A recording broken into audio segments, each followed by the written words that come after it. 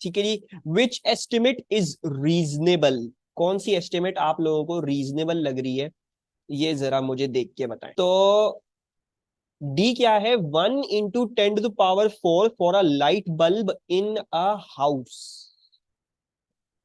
1 × 10⁴ कितना हो जाएगा, 10 0 0 0, यही होगा, यानी 10⁴ यानी 4 जीरोस होने चाहिए। सो वो बोल रहा है कि इतने ज्यादा वॉट्स आपके जो है वो क्या होने चाहिए, एक बल्ब को कंज्यूम करने चाहिए, यानी 10,000 वॉट्स एक बल्ब कंज्यूम कर रहा होगा। ठीक है, this estimate is absurd. 10,000 what अगर बल्ब ले रहा है ना, तो आपके घर में फिर और कोई चीज, इसका मतलब ये चीज इस्तेमाल नहीं कर रही। ठीक है, 10,000 वॉट इज टू मच। एक बल्ब जो है वो 5 वॉट का होता है, 100 वॉट का होता है, 200 वॉट का हो जाएगा ज्यादा से ज्यादा, 10,000 वॉट नहीं हो सकते। ठीक है, so this is wrong, very good Mutahar. अच्छा, अब जो हमें बोला, अच्छा ए आंसर, सी गलत, लेट्स सी। अच्छा चलो अब हम प्रूव करें। 1 × 10⁻³ for the mass of a grain sand. 1 × 10⁻³ कितना होगा, 1 ग्राम होगा। यानी ये बेसिकली क्या बोलना चाह रहे हैं आपको, 1 ग्राम बोलना चाह रहे हैं। एक ग्रेन, एक सैंड, सैंड का एक ग्रेन, क्या उसका मास 1 ग्राम हो सकता है? क्या लग रहा है, कभी भी नहीं हो सकता। 1 ग्राम इज टू मच। 1 ग्राम तकरीबन एक सिक्के का मास होता है, राइट, तकरीबन एक कॉइन का मास होता है। तो एक ग्रेन ऑफ सैंड बिल्कुल भी नहीं हो सकता, माइक्रोग्राम्स में होगा एक ग्रेन ऑफ सैंड का। So this is also wrong. ठीक है जी। अच्छा, 1 × 10⁻² metre cube for the volume of a tennis ball. This is easy, आप ये कैलकुलेट कर सकते हो। ठीक है जी, कैसे कैलकुलेट करेंगे, you can bring out your scale. Scale निकाले भाई, स्केल आप देखेंगे, मेरे ख्याल से एक टेनिस बॉल का जो क्या कहते हैं रेडियस जो होता है, वो may be somewhere around 4 centimetre होता है, जो मेरा अंदाजा है। आई होप सबने टेनिस बॉल तो देखी होगी अपनी जिंदगी में। मेरे हिसाब से 4 centimetre is a good radius for that. So हम क्या कर सकते हैं, हम 4/3 पाई एंड देन 4 × 10⁻² क्यूब कर सकते हैं। आंसर क्या आ रहा है इससे, यू विल सी 10⁻6 आना चाहिए आंसर। ठीक है, कैलकुलेट भी करके देख लेते हैं। सो 4/3 × पाई × 4 × 10⁻² cube. Okay, it's 2.68 into 10⁻⁻4. Once again you can see wrong है ये estimate। ठीक है, दो exponents down है, इतना करीब नहीं है। Then 1 × 10⁻0 for the work done lifting an apple from waist height to head height। अगर आपको अपनी वेस्ट से हेड हाइट का पता नहीं है, कोई बात नहीं है, कोई शर्म की बात नहीं है, स्केल ले नापना शुरू कर दें। ठीक है, ये कितने आ गए, 15, 30, मेरे ख्याल से 35 सेंटीमीटर आ रहा है। 60 कहां से हो गया, 60 कहां से आ रहा है तुम्हारा, वेस्ट टू हेड हाइट है ना मुताहर। 15, 30, 45, 45, 50, हाँ चलो ठीक है, ठीक है, सही है, सही नहीं नहीं सही बोल रहे हो। 50 60 आ रहा होगा, किसी कोई लंबा होगा तो उसका इतना भी आ जाएगा, कोई मसले की बात नहीं है। सो वर्क डन कैसे निकलता है, mg/h से निकलता है। अच्छा, mg क्या लेंगे, एप्पल का mg क्या हो सकता है, कुछ याद है, एप्पल का मास कितना होता है? किसी ने कभी सेब खरीदे ठेले वाले से जाके, 1 किलो में कितने सेब आते हैं? 5 ग्राम, 5 ग्राम कैसे हो गए तो, 1 किलो में कितने सेब आते हैं? 7 8 आते हैं। 7 8 आते होंगे छोटे वाले। बड़े वाले की बात करोगे तो तकरीबन 5 आएंगे मेरे हिसाब से। ठीक है, 3 5 आ जाते हैं, एवरेज पे हम 5 ले लेते हैं। ठीक है, लेट से 5 आ जाते हैं। सो बेसिकली 1000 डिवाइड बाय 5 कितना हो गया, 200 ग्राम्स। यानी हर सेब का मास कितना है, 200 ग्राम्स। सो आप ले सकते हो 200 × 10⁻³ देन जी जो है वो 9.81। और आपका जो है waist height to head height, ठीक है, waist height to head height कितनी हो गई, हमने कितना कहा था, 50 centimetre I guess. So 50 × 10⁻²। Let's calculate this, देखते हैं भाई क्या आंसर आ रहा है, 0.981, राइट। सो मेरे हिसाब से this is very very close to 1 joule, जो मुझे यहाँ पे दिया हुआ है, राइट। सो एस्टिमेट्स देख के घबरा मत जाइएगा, हो सकता है कुछ चीजें आपको नहीं पता हो, कोई मसले की बात नहीं, कुछ चीजें तो आपको पता है ना। तो इट्स मोर ऑफ लाइक कि मुझे क्या क्या पता है, मैं क्या क्या चीजें कर सकता हूँ। जैसे टेनिस बॉल वाला हमने देख लिया, 4 सेंटीमीटर रेडियस होता है, वेस्ट टू हेड हाइट कोई मसले की बात नहीं, कोई शर्म नहीं है, ठीक है, इसमें कोई शर्म नहीं है, अपना एग्जाम पेपर सॉल्व कर रहे हो, कोई आपको देख भी रहा है और अजीब सी शक्लें भी बनाए ना कि आप क्या कर रहे हो, स्केल से अपनी बॉडी मेजर कर रहे हो, कोई मसला नहीं है। एक हमने देखा था वॉल्यूम ऑफ हेड वाली भी एस्टिमेट थी, तो मैंने आपको बताया था किस तरह से कर सकते हैं आप अपने सर का रेडियस मेजर कर लें। तकरीबन आता है 8 सेंटीमीटर, अगर मैं यहाँ से मेजर कर रहा हूँ तो मेरा सर का रेडियस 8 सेंटीमीटर है, 4/3 पाई r क्यूब लगा दे, मेरे सर का वॉल्यूम निकल आएगा। तो इस तरीके से आप ये हरकतें कर सकते हैं, ठीक है। बाकी it also depends a lot on your guess कि कितना अच्छा, जैसे 1 किलोग्राम में 5 एप्पल आ रहे हैं, ठीक है। एक बल्ब 10,000 वॉट नहीं ले सकता, ठीक है। What if your megabyte megabyte कैसे हो गई, अच्छा। और जो है उसका अलग, वो अलग है ना, नॉर्मल केस है। 10,000 वॉट्स जो होते हैं ना, आपके घर में बहुत कम चीजें होंगी जो 10,000 वॉट्स ले रही हो, ठीक है। बहुत ज्यादा होता है 10,000 वॉट्स, ठीक है। एंड यानी बेसिकली ये 10 किलोवाट्स की बात हो रही है।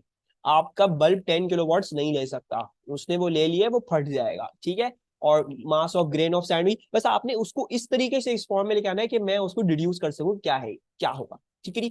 All of them you may not be able to work out, but you can work out some of them, उनकी बेसिस पे एक अच्छी कंक्लूजन दे सकते हो, ठीक है। What is the symbol for the SI base unit of temperature?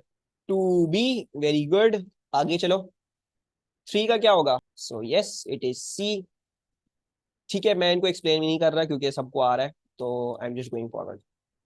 अच्छा, an object is moving with initial velocity 4 meter per second to the right. The velocity of the object changes so that its final velocity is 3 meter per second downwards as shown, ठीक है। Which arrow represents the change in velocity of the object? ठीक है, आप लोग पहले solve कर ले, फिर मैं सॉल्व करके दिखाऊंगा। फाइनल वेलोसिटी, देखो इस बात को देखो, ये क्या दिया हुआ है, फाइनल वेलोसिटी दी हुई है, यानी ये क्या है, रिजल्टेंट है, ठीक है। आपको चेंज ढूंढना है। आप अगर आपने हेड टू टेल रूल सही से नहीं लगाया तो आपके वेक्टर्स उल्टे सीधे आ सकते हैं। मुझे ये पता है इनिशियल वेलोसिटी ये थी, यानी ये पहला वेक्टर है, this is the first vector, ऐसा ही है।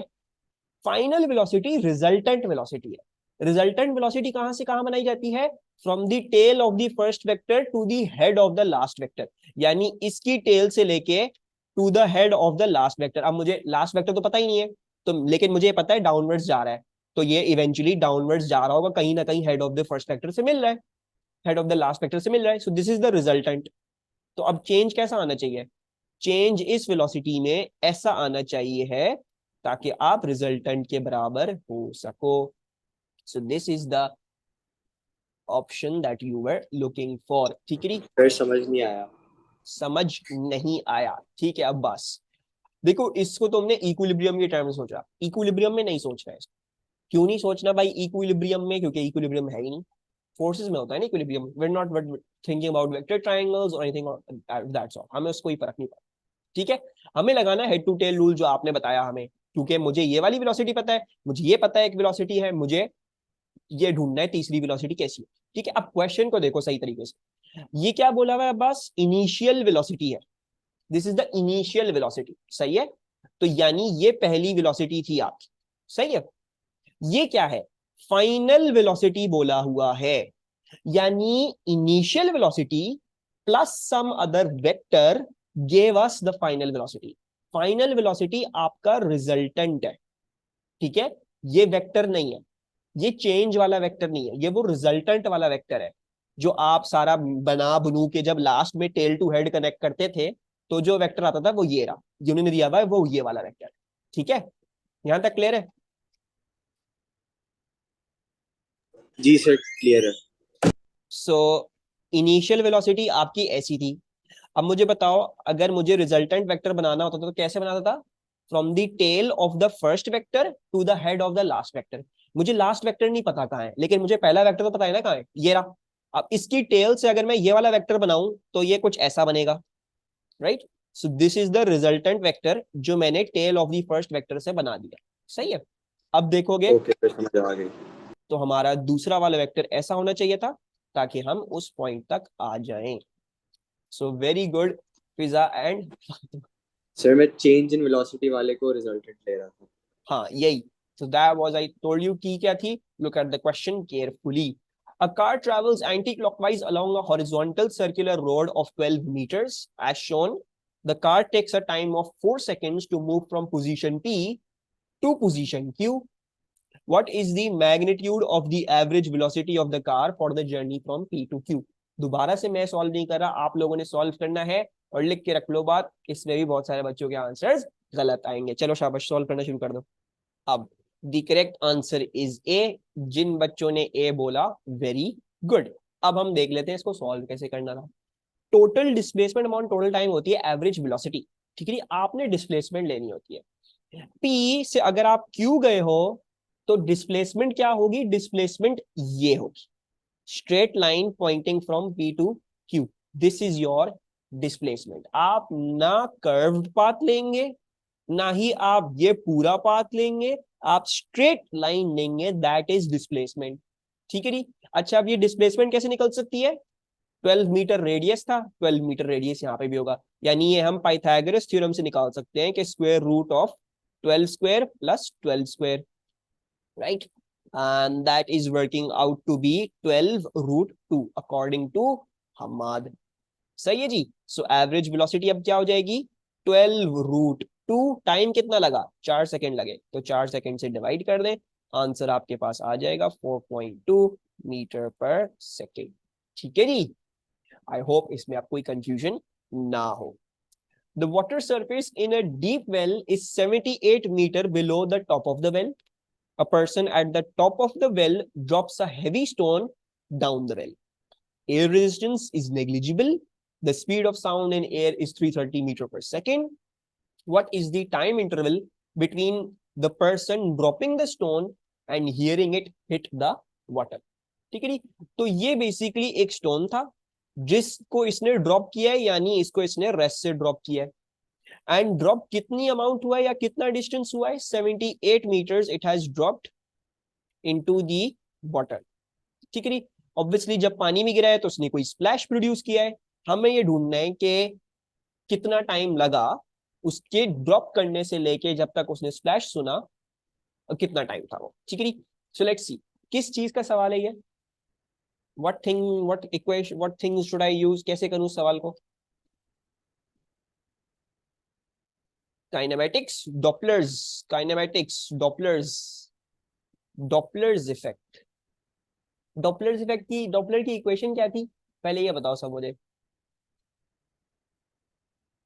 F O will equal to we over V minus we S, या V minus plus minus V S F S, यही थी ना।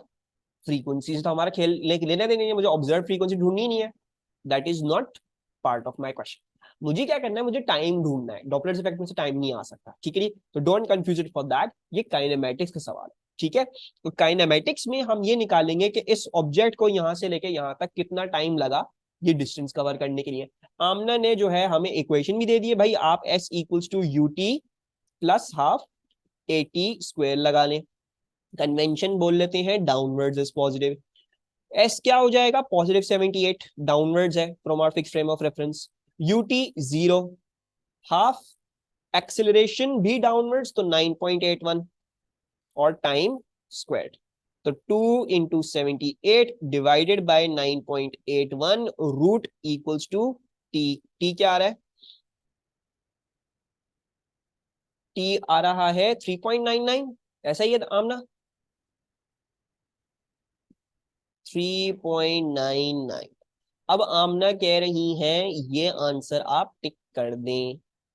Is this the correct answer? देखो कैलकुलेशन तो ये बता रही है, लेकिन क्या इतना करके छोड़ देना काफी है? वी यूज ही नहीं हुआ, हम वी डबल इट, नहीं डबल तो नहीं करेंगे। वी यूज नहीं हुआ, हम मान कह रहे हैं 30 मीटर पर सेकंड यूज नहीं हुआ, किसने इस्तेमाल करें? गलत किया वर्किंग, कुछ ना कुछ गलत है इसमें। क्या करना चाहिए? फातिमा बताएंगी इसका जवाब, हमारी स्टार स्टूडेंट आज की क्लास की। फिजा ने तो बता दिया आई थिंक, है ना। This is total time interval,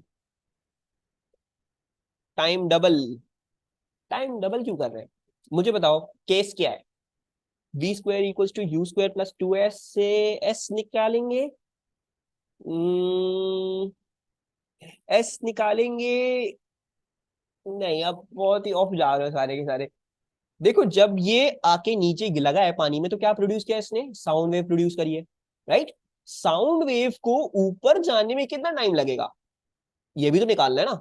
sound wave यहां से यहां फौरन तो ऊपर नहीं पहुंच जाएगी ना, तो we will use velocity equals to distance upon time.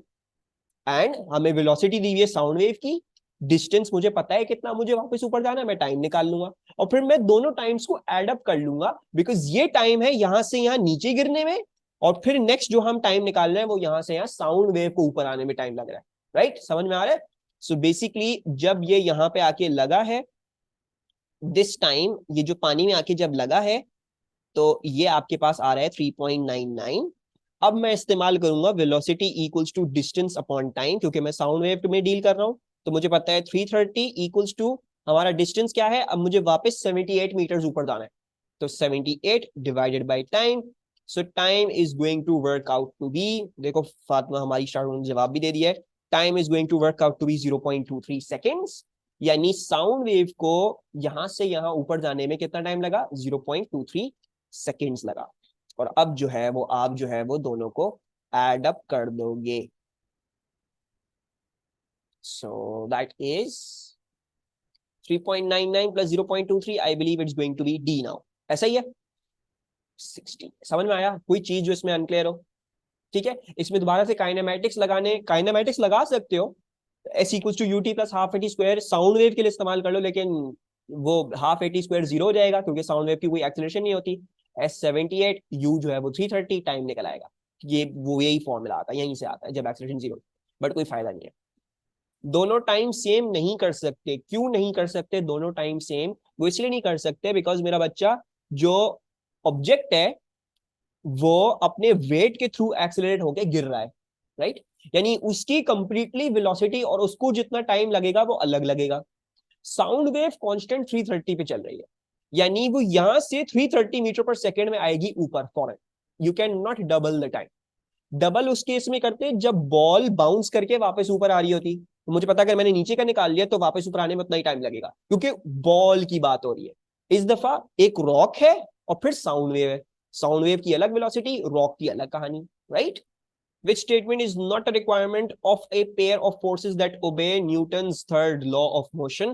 तो yes, the objects act on objects in contact, ऐसी जरूरत नहीं है। जैसे आप लोगों ने A2 में पढ़ लिया होगा, या हमने वो एग्जांपल ली थी कि एक बच्चा जो है वो अपनी सीट पे बैठ के क्लास ले रहा है, तो उसका एक्शन रिएक्शन पेयर क्या है, उसका एक्शन रिएक्शन पेयर ये है कि उसको अगर जमीन वेट से खींच रही है तो वो भी जमीन को वेट से खींच रहा है, ये दोनों कॉन्टैक्ट में नहीं थे फिजिकली, वो अपनी सीट पे बैठा हुआ है, ठीक है।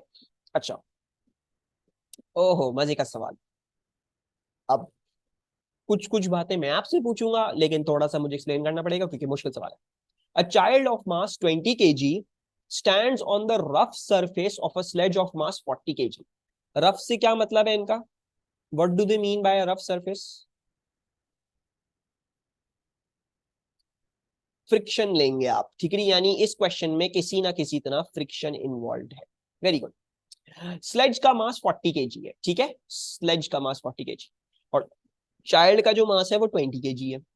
The sledge can slide on a horizontal frictionless surface, यानी जो स्लेज है वो फ्रिक्शनलेस सरफेस पे चल रहा है, लेकिन बच्चा जो है वो फ्रिक्शन फुल स्लेज पे खड़ा है, यानी बच्चे के ऊपर फ्रिक्शन अप्लाई कर रहा है स्लेज, लेकिन स्लेज पे जमीन फ्रिक्शन अप्लाई नहीं कर रही है, ठीक है। थोड़ी देर में डायग्राम बनाऊंगा तो और चीज समझ आएगी।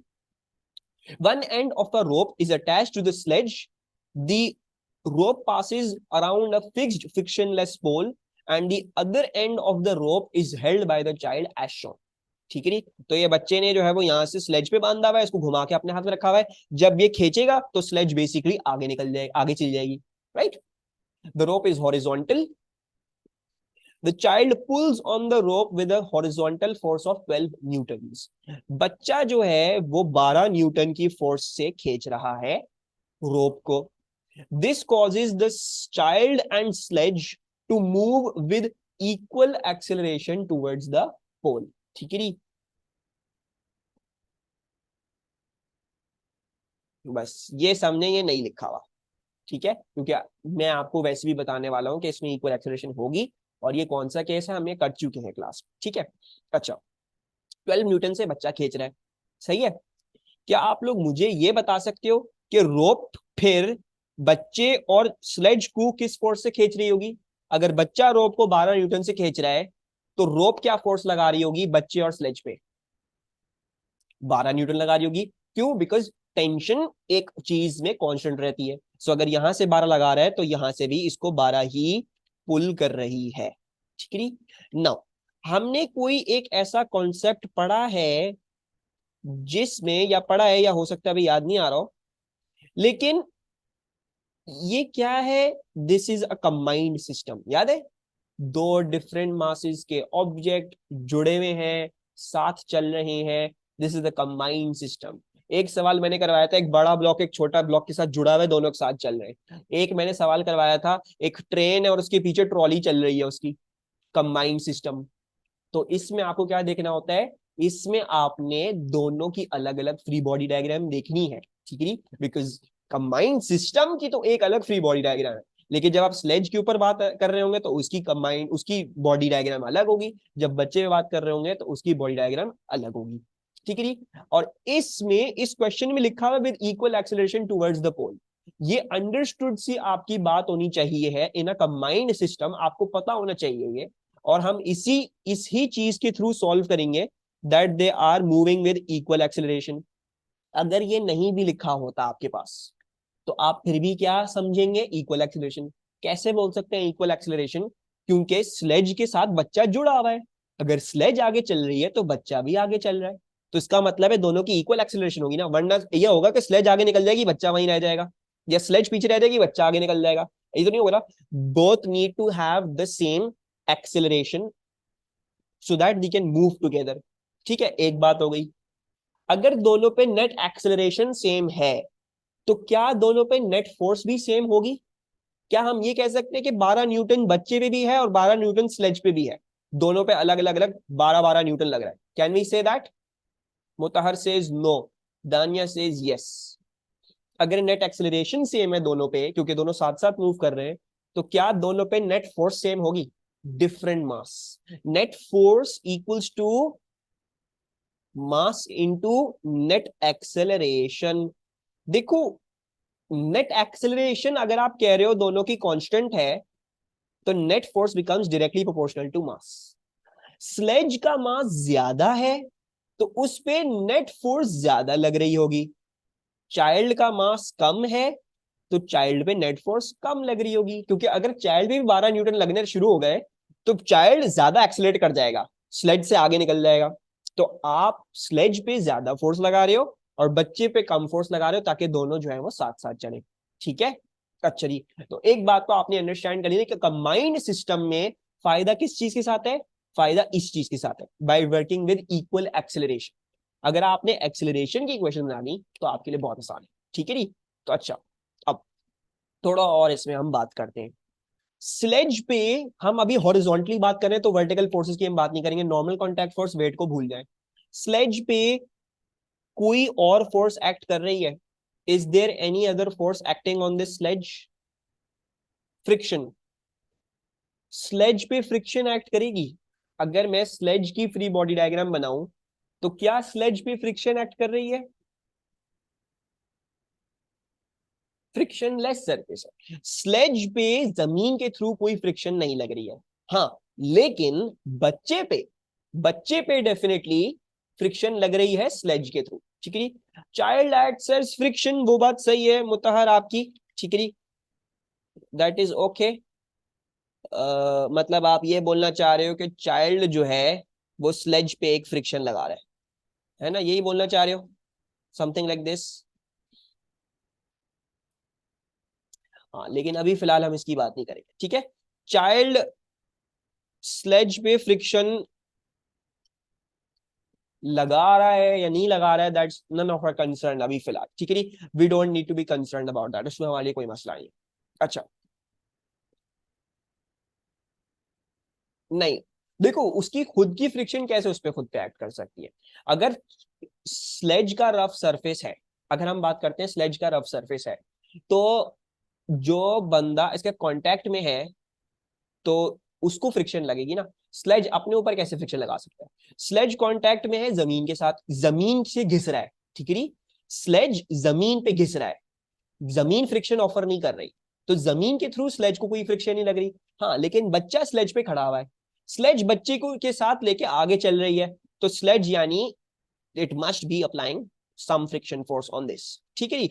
अच्छा अच्छा, ये हमने इतनी बात हमने समझ ली। ठीक है, अच्छा नाउ पूरा कंबाइंड सिस्टम की जो एक्सेलरेशन होगी वो इन दोनों की भी एक्सेलरेशन होगी। तो the first step is what you do is you find out the acceleration of the combined system. वो कैसे निकलेगा? वो ऐसे निकलता है, बिकॉज हमें पता है force equals to mass into acceleration. हम ये पूरे कंबाइंड पे लगाएंगे पहले। पूरे कंबाइंड सिस्टम पे मुझे पता है 12 न्यूटन लग रहे हैं। अगर हम पूरे कंबाइंड पे देखेंगे, स्लेज और चाइल्ड का पूरा जो कंबाइंड सिस्टम है उस पे पूरे पे 12 न्यूटन लग रहे हैं। So I know that that is 12। Mass मेरा क्या है?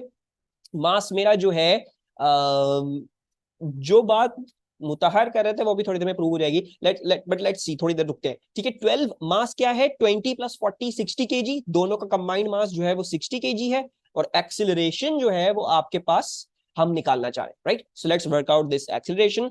एक्सिलरेशन क्या आ रही है हमारे पास? 12 upon 60, I believe that's 1/5, 0.2 metre पर सेकंड स्क्वायर, राइट? अच्छा, अब मुझे ये पता है कि कंबाइंड सिस्टम 0.2 मीटर पर सेकंड स्क्वायर से आगे चल रहा है, right? So combined system is moving, यानी पूरा सिस्टम 0.2 मीटर पर सेकंड स्क्वायर, यानी ये मुझे पता है कि बच्चा भी 0.2 मीटर पर सेकंड स्क्वायर से आगे चल रहा है, और स्लेज भी 0.2 मीटर पर सेकंड स्क्वायर से आगे चल रहा है। ठीक है जी, दोनों आगे चल रहे हैं बाय 0.2 मीटर पर second. A will be same. हाँ, चाइल्ड मोशन का भी ए वही होगा, मैंने बोला ना, दोनों जुड़े हुए, दोनों साथ साथ चल रहे हैं, तो बच्चे का भी एक्सेलरेशन वही होगा और स्लेज का भी एक्सेलरेशन वही होगा, and this is the way that you going to solve it. ठीक है जी। अच्छा, बच्चे का जो एक्सेलरेशन है वो 0.2 है, राइट?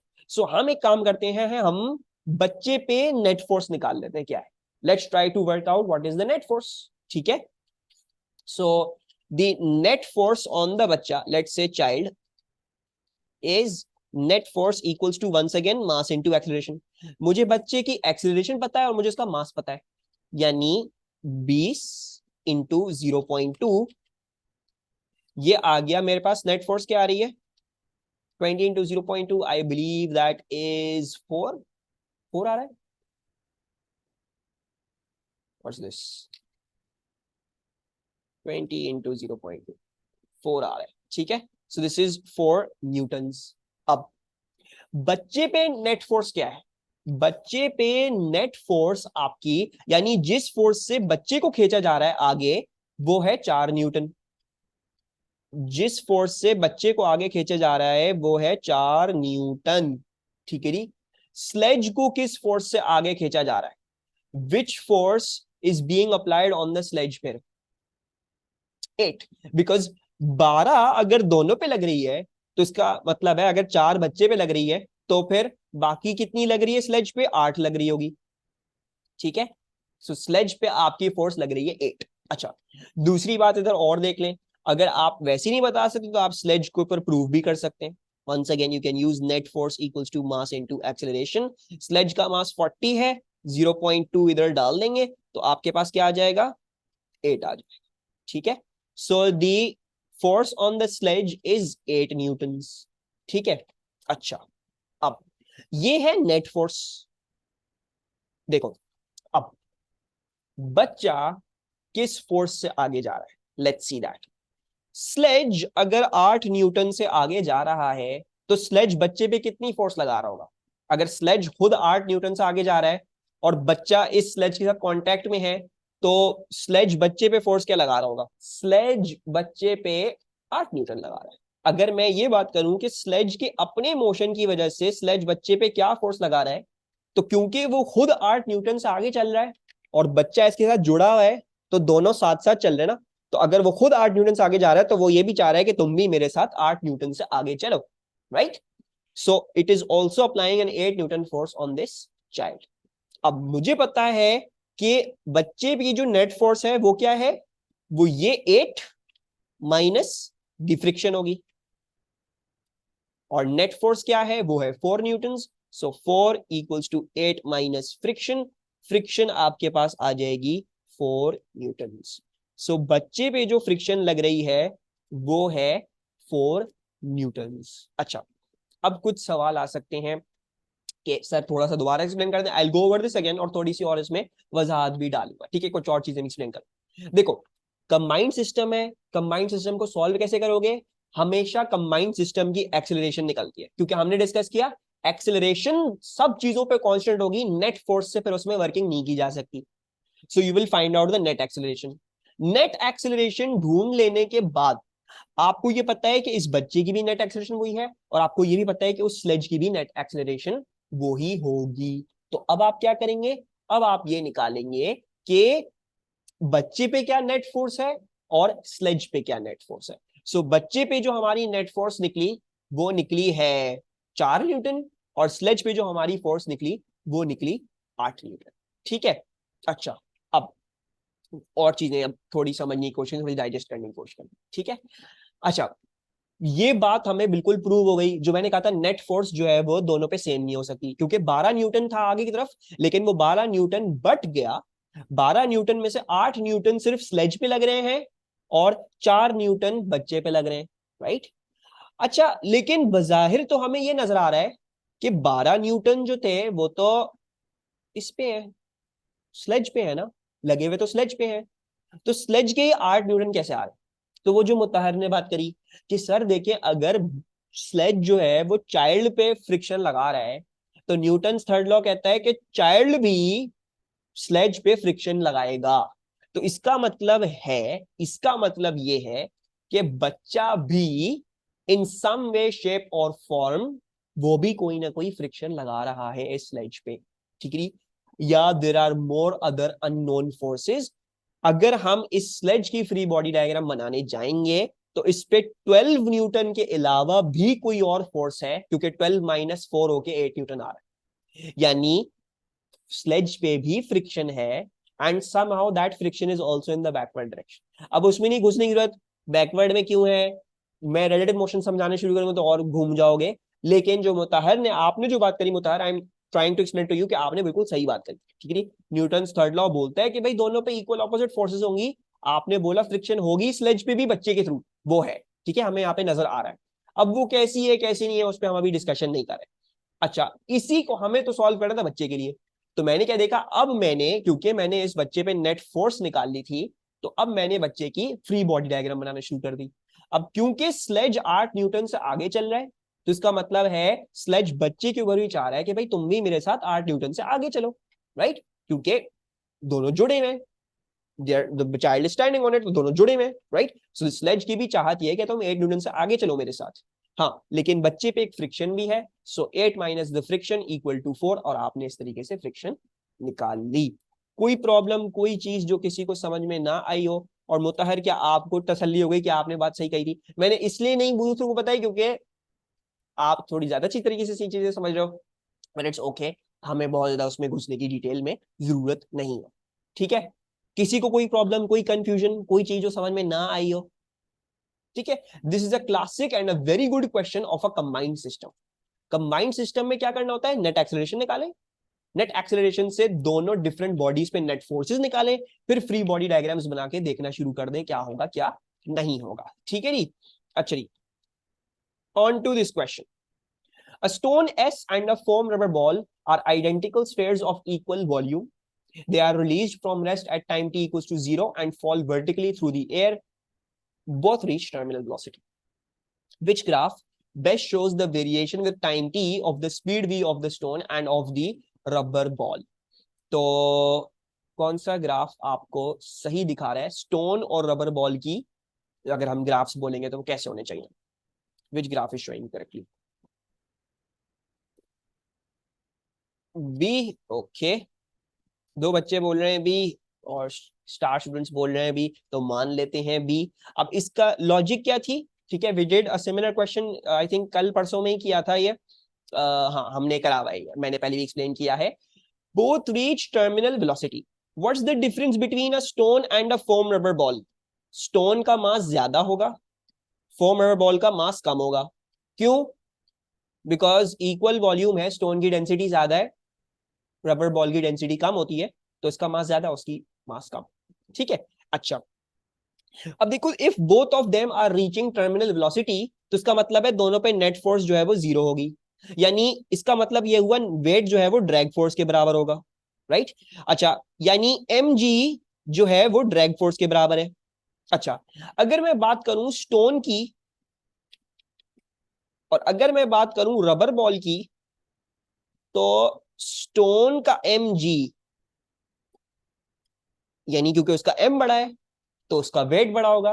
देयरफॉर उसको रोकने के लिए आपको ड्रैग फोर्स भी ज्यादा चाहिए होगी, उसको टर्मिनल वेलोसिटी पे लाने के लिए भी आपको ड्रैग फोर्स ज्यादा चाहिए होगी, राइट। एंड इसी का ऑपोजिट हो जाएगा फॉर दी रबर बॉल, क्योंकि उसका मास कम है तो उसके ऊपर आपको इतनी ड्रैग फोर्स नहीं चाहिए होगी, राइट। और हमने देखा था कि ड्रैग फोर्स और वेलोसिटी का बड़ा गहरा ताल्लुक है। जैसी ड्रैग फोर्स होती है वैसी वेलोसिटी होती है, जैसी ड्रैग फोर्स होती है वैसी वेलोसिटी होती है। तो इसमें आपकी टर्मिनल वेलोसिटी ज्यादा होगी और इसमें आपकी टर्मिनल वेलोसिटी कम होगी, which is B. Two balls, अब ये आप लोग करोगे जल्दी से। Two balls X and Y are moving towards each other with speeds 5 metre पर सेकंड, 15 मीटर पर second respectively. They make a perfectly elastic head-on collision and ball Y moves to the right with a speed of 7 meter per second. What is the speed and direction of ball X after the collision? बल्कि छोड़ो, मुझे बता दो कौन सी equation लगाऊंगा मैं इसमें. Which equation have we learned? Which will give me the answer as quickly as possible? A. ये बोल रहे हैं Ibrahim, speed of approach equals to speed of separation. Yes, u1 minus u2 equals to v2 minus v1. ठीक है, इसको याद भी कर लें. u1 minus u2 equals to v2 minus v1. Radial speed of approach और रेडियल स्पीड ऑफ सेपरेशन से कुछ समझ नहीं आएगा कौन सा पहले कौन सा बाद में है. दूसरी बात, ये कन्वेंशन बनाना मत भूलिएगा कभी भी वेक्टर वाले सवाल में. u1 क्या है, let's say this is 5, positive 5 minus u2. What is u2? u2 is 15, opposite to convention, so minus 15. v2 was v2 क्या था, ball y moves the speed of 7 metre, यानी ये जो है वो फिर 7 मीटर सेकंड से जाना, तो this is 7 positive and minus v1. So 5 plus 15 20, 20 minus 7 equals to minus v1, so that is 30 minus 13 equals to v1, right. So हमारी कन्वेंशन के हिसाब से माइनस 13 का मतलब क्या है, towards the left. So 13 metre पर second towards the left. Always always make a convention, convention को मत भूलिएगा. Two forces form a couple, which statement describes the two forces, जल्दी से. C, very good. So 11 is C, not B. Dania, B क्यों नहीं, they are perpendicular. नहीं, couple क्या होती है, कपल होती है ऐसी, ठीक है, परपेंडिकुलर नहीं, सेम लाइन ऑफ एक्शन में, right, at a distance. Okay, अच्छा जी, ये मजे का सवाल. A uniform rod is attached to a hinge at one end to a wall.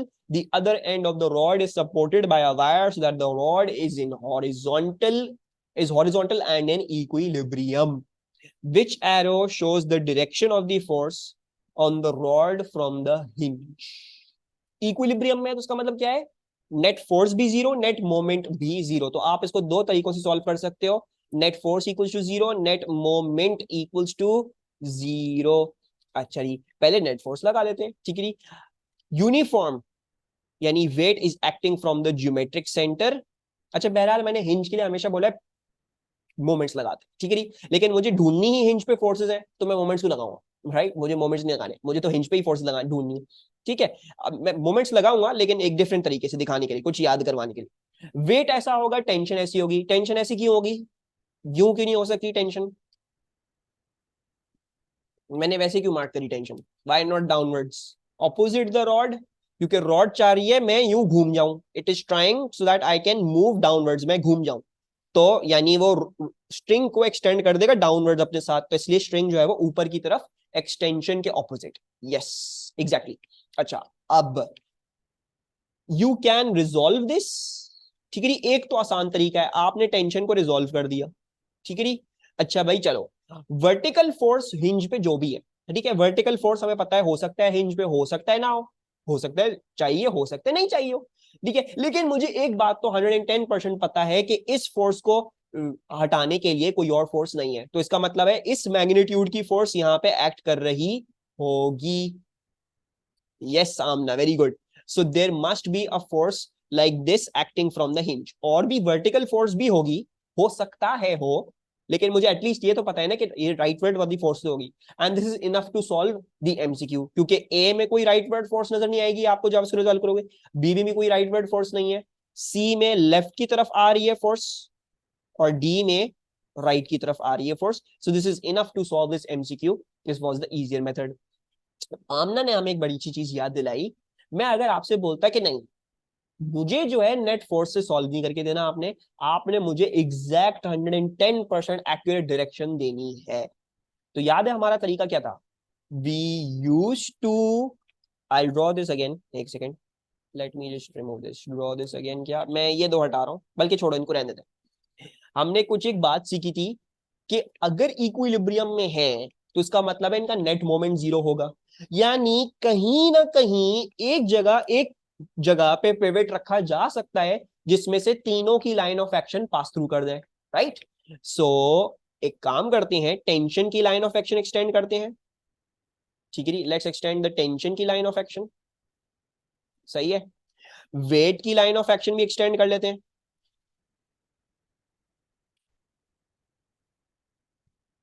क्या है मजाक एक सेकेंड, सही है, वेट की हमने एक्सटेंड कर ली, अब हिंज से कैसी होगी, हिंज से भी एक्सटेंड कर लो, पॉइंट नजर आ रहा है, ये वो पॉसिबल पिवट है जहां पे इक्विलिब्रियम एस्टैब्लिश होगा, ये वो पॉसिबल पिवट है जहां पे तीनों की line of action pass through कर सकती है, तो आप इसकी भी इसमें से गुजार देंगे, आप देख लें, अब आपकी जो पिवट पे जो फोर्स होगी वो या तो यूं हो सकती थी या तो यूं हो सकती थी, राइट, और मुझे एक बात पता है क्योंकि मुझे एक हॉरिजॉन्टल राइटवर्ड फोर्स चाहिए, तो ये वाली तो पॉसिबिलिटी नहीं, सो यानी यही पॉसिबिलिटी है, this one, so I no now know the exact direction of the force, तो ये एक और तरीका है which might be useful to you। याद आया हमने कभी किया था क्लास में, did I ever show you this? कुछ बच्चे बोल रहे हैं तो दिखाया तो होगा, I hope obviously, yes, I guess नहीं, आई एम डैम श्योर मैंने पढ़ा है ये, ठीक है, सो ये भी एक टेक्निक है which you should be aware of, ठीक है। अच्छा, a diving board of 5 meters is hinged at one end and supported at 2 meters from this end by a spring constant 10 kilonewton per meter. A child of mass 40 kg stands at the far end of the board. What is the extra compression of the spring caused by the child standing on the edge of the board? क्या करेंगे हम इसमें, moments, we will solve through moments, ठीक है, elastic potential energy solve नहीं हो सकता, क्यों, क्योंकि एक्स तो है ही नहीं, दूसरी बात ये इलास्टिक पोटेंशियल एनर्जी भी नहीं है, तो कैसे सॉल्व करोगे, दो चीजें अननोन है, राइट, उसके लिए आपको इलास्टिक पोटेंशियल एनर्जी पहले ढूंढनी है, फिर करना है, so on and so forth, right, we will solve this through moments, क्यों मोमेंट्स के थ्रू सॉल्व करेंगे, डाइविंग बोर्ड है 5 metre hinge, hinge very good Alamat, maybe this is a moments का सवाल जहां पे हमें पिवट लेना है हिंज पे, at one end supported 2 meter from this end by a spring of spring constant this much, a child of mass 40 kg stands at the far end of the board, what is the extra compression of the spring caused by the child standing on the end of the board, this child is in equilibrium, this board is in equilibrium, तो इसका मतलब है हम कौन सा concept लगा सकते हैं, हम लगा सकते हैं नेट मोमेंट जो है वो क्या होगा आपका जीरो होगा, ठीक है, और नेट मोमेंट क्यों सॉल्व कर रहे हैं, बिकॉज हिंज पे कुछ फोर्सेस होती हैं अननोन जो हमें नहीं पता, सो इसलिए हम नेट मोमेंट के थ्रू सॉल्व करेंगे, राइट।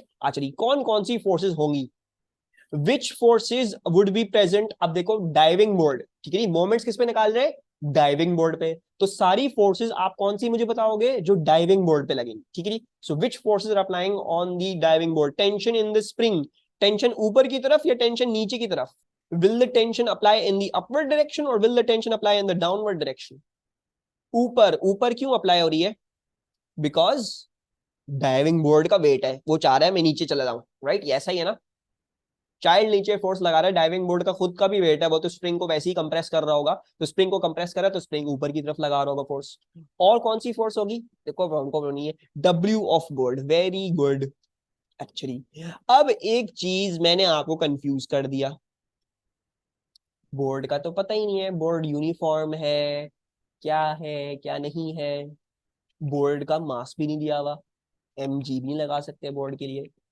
W क्या करें फिर, ये तो हम फंस गए,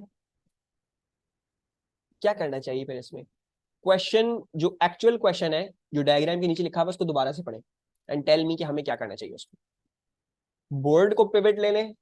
नहीं, बोर्ड को पिवट नहीं ले सकते ना। अगर मैंने वेट पे पिवट रख दिया, if I keep pivot on the weight, तो इसका मतलब है यहाँ पे जो फोर्सेस एक्ट कर रही हैं वो मुझे लेनी पड़ जाएंगी, राइट?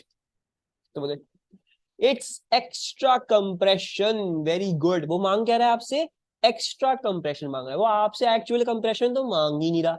यानी उसको पता है कि जब बच्चा नहीं खड़ा हुआ था तब भी बोर्ड का वेट था, तब भी स्प्रिंग में कोई टेंशन थी, तब भी वो इक्विलिब्रियम में था। यही देखा है ना, जब स्विमिंग पूल में ऐसे डाइविंग बोर्ड देखते हैं तो ऐसा तो नहीं होता अगर कोई खड़ा हुआ नहीं है बोर्ड पे तो बोर्ड ऊपर उड़ के चला गया, बोर्ड नीचे चला गया जमीन में, ऐसा तो नहीं। बोर्ड तो अपनी जगह में ही है, बोर्ड का वेट तो फिर भी होगा ना। तो इक्विलिब्रियम में तो है वो, पहले भी था इक्विलिब्रियम जब बच्चा नहीं था खड़ा हुआ, ठीक है। एक टेंशन थी, बोर्ड का वेट था, वो पहले से इक्विलिब्रियम में था। आपको टोटल कंप्रेशन नहीं पूछी, आपको पूछिए एक्स्ट्रा कंप्रेशन। एक्स्ट्रा कंप्रेशन से क्या मुराद? इससे मुराद ये है कि बच्चे की आने की वजह से जो अब एक्स्ट्रा कंप्रेशन हो रही है, बस आप वो बता दें। तो हम इस बोर्ड के वेट को नहीं लेंगे, कोई फायदा ही नहीं है, क्योंकि मुझे बोर्ड के वेट की नहीं ढूंढनी कंप्रेशन, मुझे इस बच्चे की वेट की वजह से कंप्रेशन ढूंढनी है, ठीक है। So we'll be using these two things, anticlockwise moments equals to clockwise moments, ठीक है। अच्छा पेपर है, कॉन्सेप्चुअल पेपर है, बहुत सारी चीजें इसमें क्लियर हो रही हैं, इसलिए मैं और टाइम जो है वो इस पे लगा रहा हूं। Anti clockwise moment, this is anti clockwise, this is clockwise, ठीक है। एंटी क्लॉकवाइज क्या हो गया? Weight of the child, child का वेट क्या था? 40 kg था।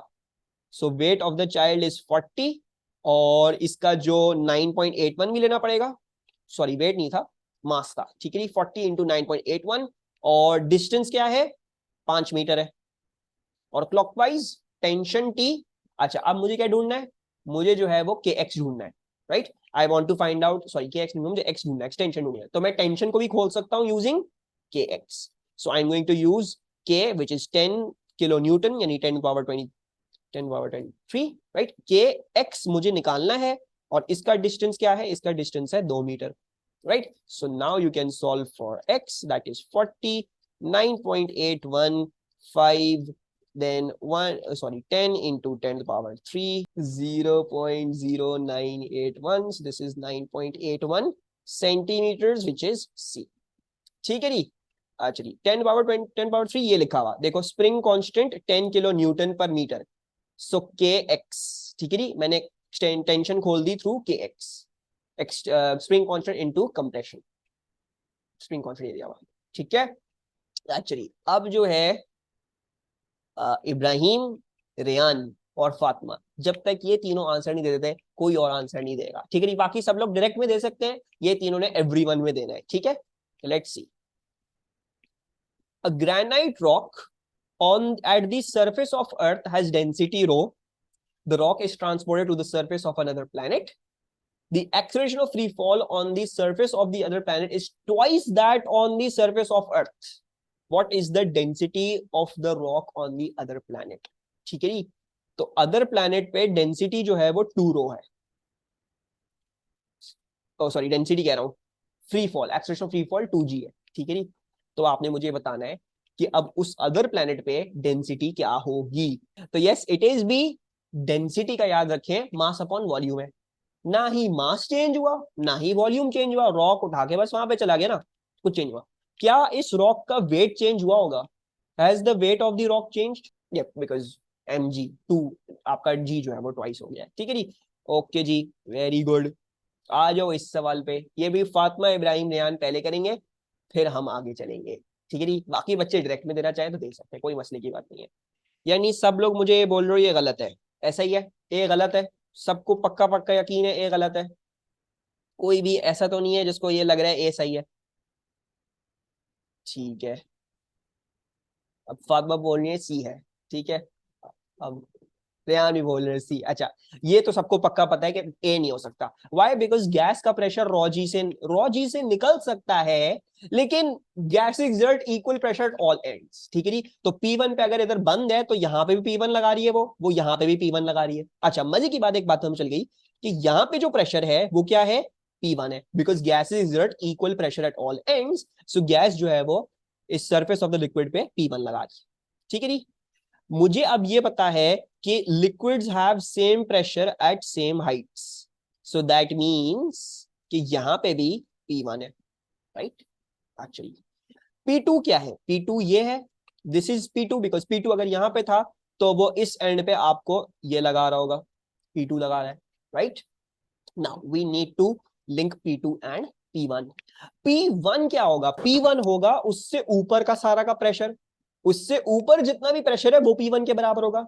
तो P1 से ऊपर कितना प्रेशर है, P1 से ऊपर जो प्रेशर है वो है रॉ जी, और what ever this height is, height क्या आ रही है, y minus Z I believe, ठीक है, y में से z निकाल देंगे तो आ जाएगी, सो y माइनस जेड, और प्रेशर P2, P1 से ऊपर प्रेशर P2 भी है, so plus P2, so P1 equals to rho g y minus z pressure P2। So ये देख सकते हो P2 equals to rho g x minus z, नहीं आ सकता, इस इक्वेशन से नहीं आ सकता, इस इक्वेशन से, लेकिन ये आ सकता है कि P1 minus P2 equals to rho g y minus z. So this is your correct one. This is correct. P1 plus P2 equals to rho g x. P1 plus P2.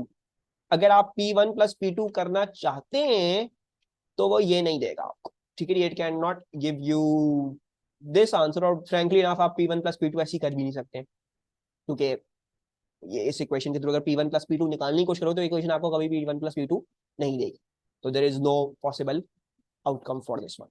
Which product of two quantities is equal to power? ये तो आसान वाला दे दिया हमें, हमने फातिमा रेहान इब्राहिम को, है ना,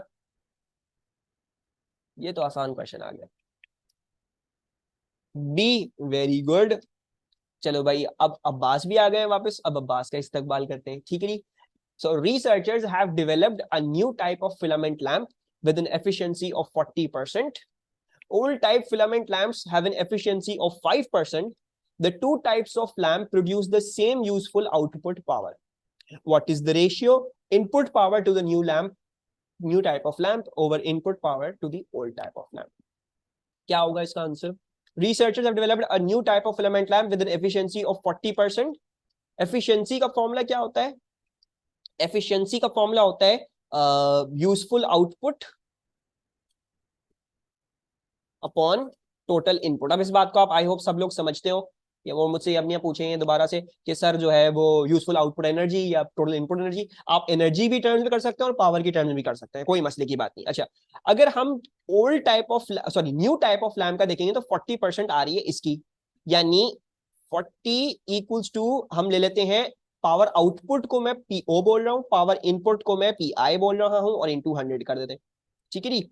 अच्छा, ओल्ड टाइप फिलामेंट लैम्प्स क्या था रिसेंट,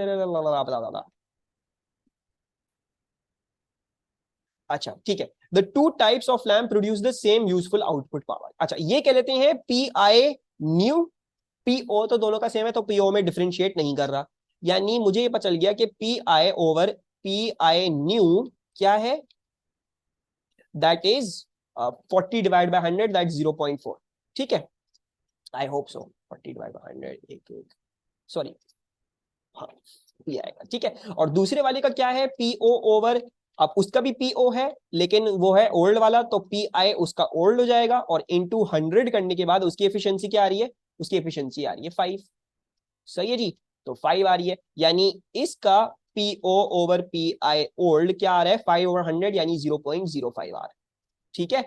अच्छा, अब आपने क्या करना है, आपने लेना है input power to the new type of lamp over input power to the old type of lamp, ठीक है, यानी न्यू वाले की क्या आ रही है, इट इज पीओ ओवर 0.4, ठीक है, इसको ऊपर भेज रहा हूं, उसको नीचे डिवाइड में भेज रहा हूं, और ओल्ड वाले की क्या आ रही है, वो आ रही है पीओ ओवर 0.05। अब आपने क्या ढूंढना था, न्यू अपॉन ओल्ड, तो न्यू को ऊपर रखेंगे आप, so PO over 0.4 divided by this thing PO over 0.05, ठीक है, डिवाइड का मतलब क्या होता है, मल्टीप्लाई कर दें, रेसिप्रोकल कर दें, so into 0.05 over PO, and then PO PO cancel, ये आ जाएगा आपके पास जो भी आ रहा है 0.13, ठीक है, सो वेरी गुड।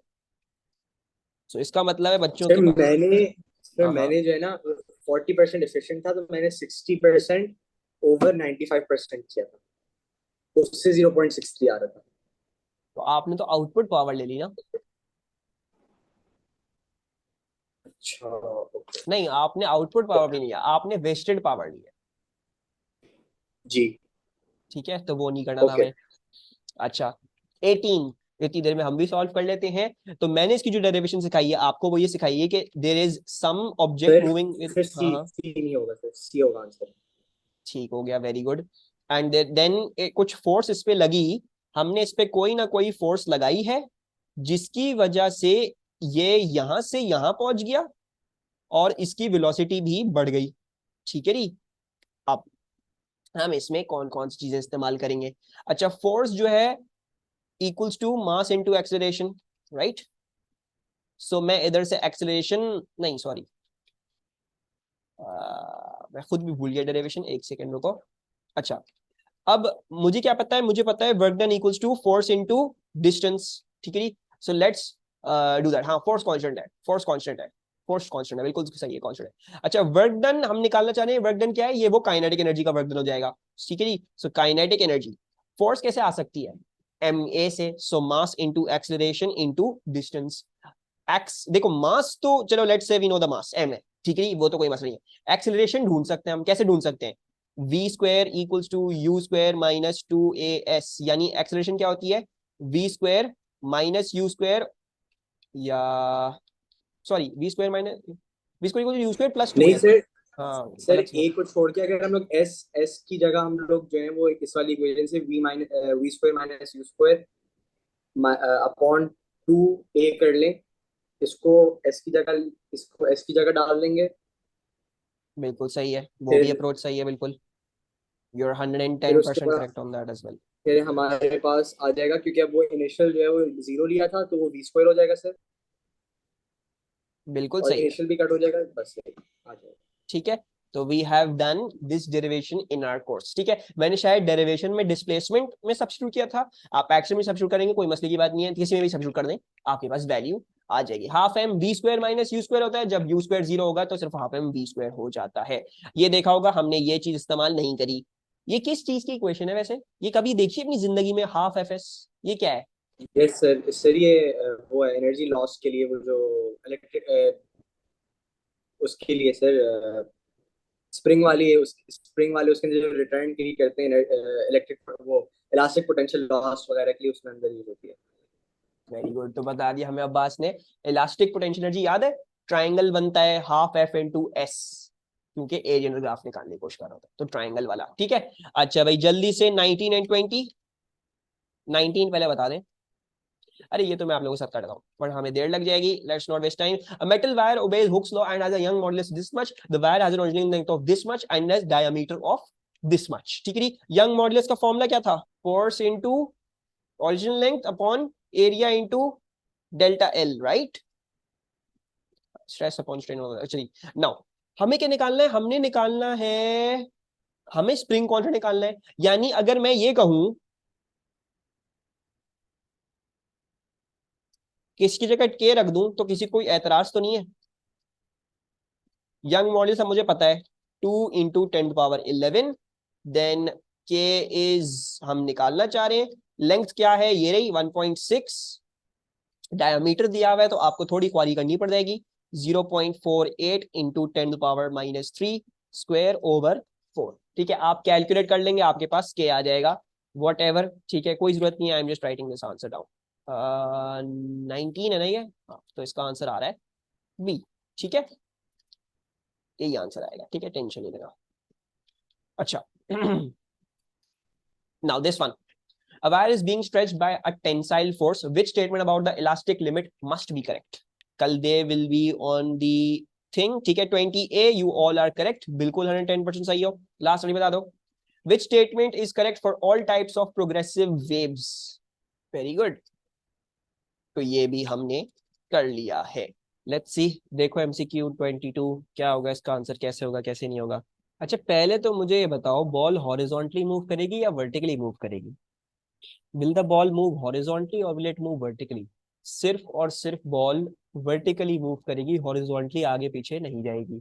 ठीक है, और हमने यही देखा है। ठीक है, this is not other than जो हमने कॉन्सेप्ट सीखे हुए हैं, हमें पता है ट्रांसवर्स वेव क्या होती है। अगर ये पार्टिकल ए है तो पार्टिकल ए हॉरिजॉन्टली अपनी जगह में ही रह रहा है, जब एक ट्रांसवर्स वेव इसमें से गुजर रही होती है तो बेसिकली क्या हो रहा होता है, बेसिकली ये अभी ए मीन पोजीशन पे, फिर ए नीचे चला जाएगा, फिर ए वापस मीन पोजीशन पे, फिर ऊपर, और फिर ये।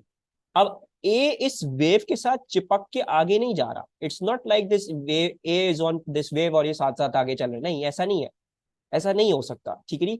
हो क्या रहा है, हो ये रहा है कि ए अपनी जगह पे है, ए पहले मीन पोजीशन पे होगा, फिर नीचे जाएगा, फिर वापस मीन पोजीशन पे आएगा, फिर ऊपर जाएगा, फिर इधर आएगा। The particle does not move, ठीक है नहीं। एक वेव जब एक चीज में से जाती है, एक मीडियम में से जाती है, तो पार्टिकल मूव नहीं करता, वेव उसमें से जा रही होती, ठीक है।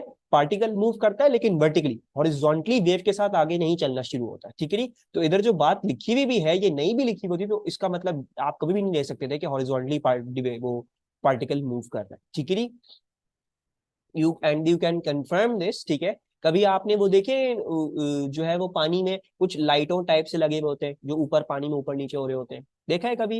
अगर if you go to some type of dockyard type thing, या कहीं कोई रेस्टोरेंट है जिसके साथ सी व्यू है, या कोई ओपनिंग है टू द सी, तो उसके साथ अक्सर व बेशतर लगे हुए होते हैं ऐसी डिवाइसेस लगी हुई होती है, जो बॉब अप एंड डाउन होती है, उनमें लाइटें लगी हुई छोटी छोटी, बता रही होती है शिप को इधर नहीं आना, इधर आओगे तो टकरा जाओगे या कोई और मसला हो जाएगा।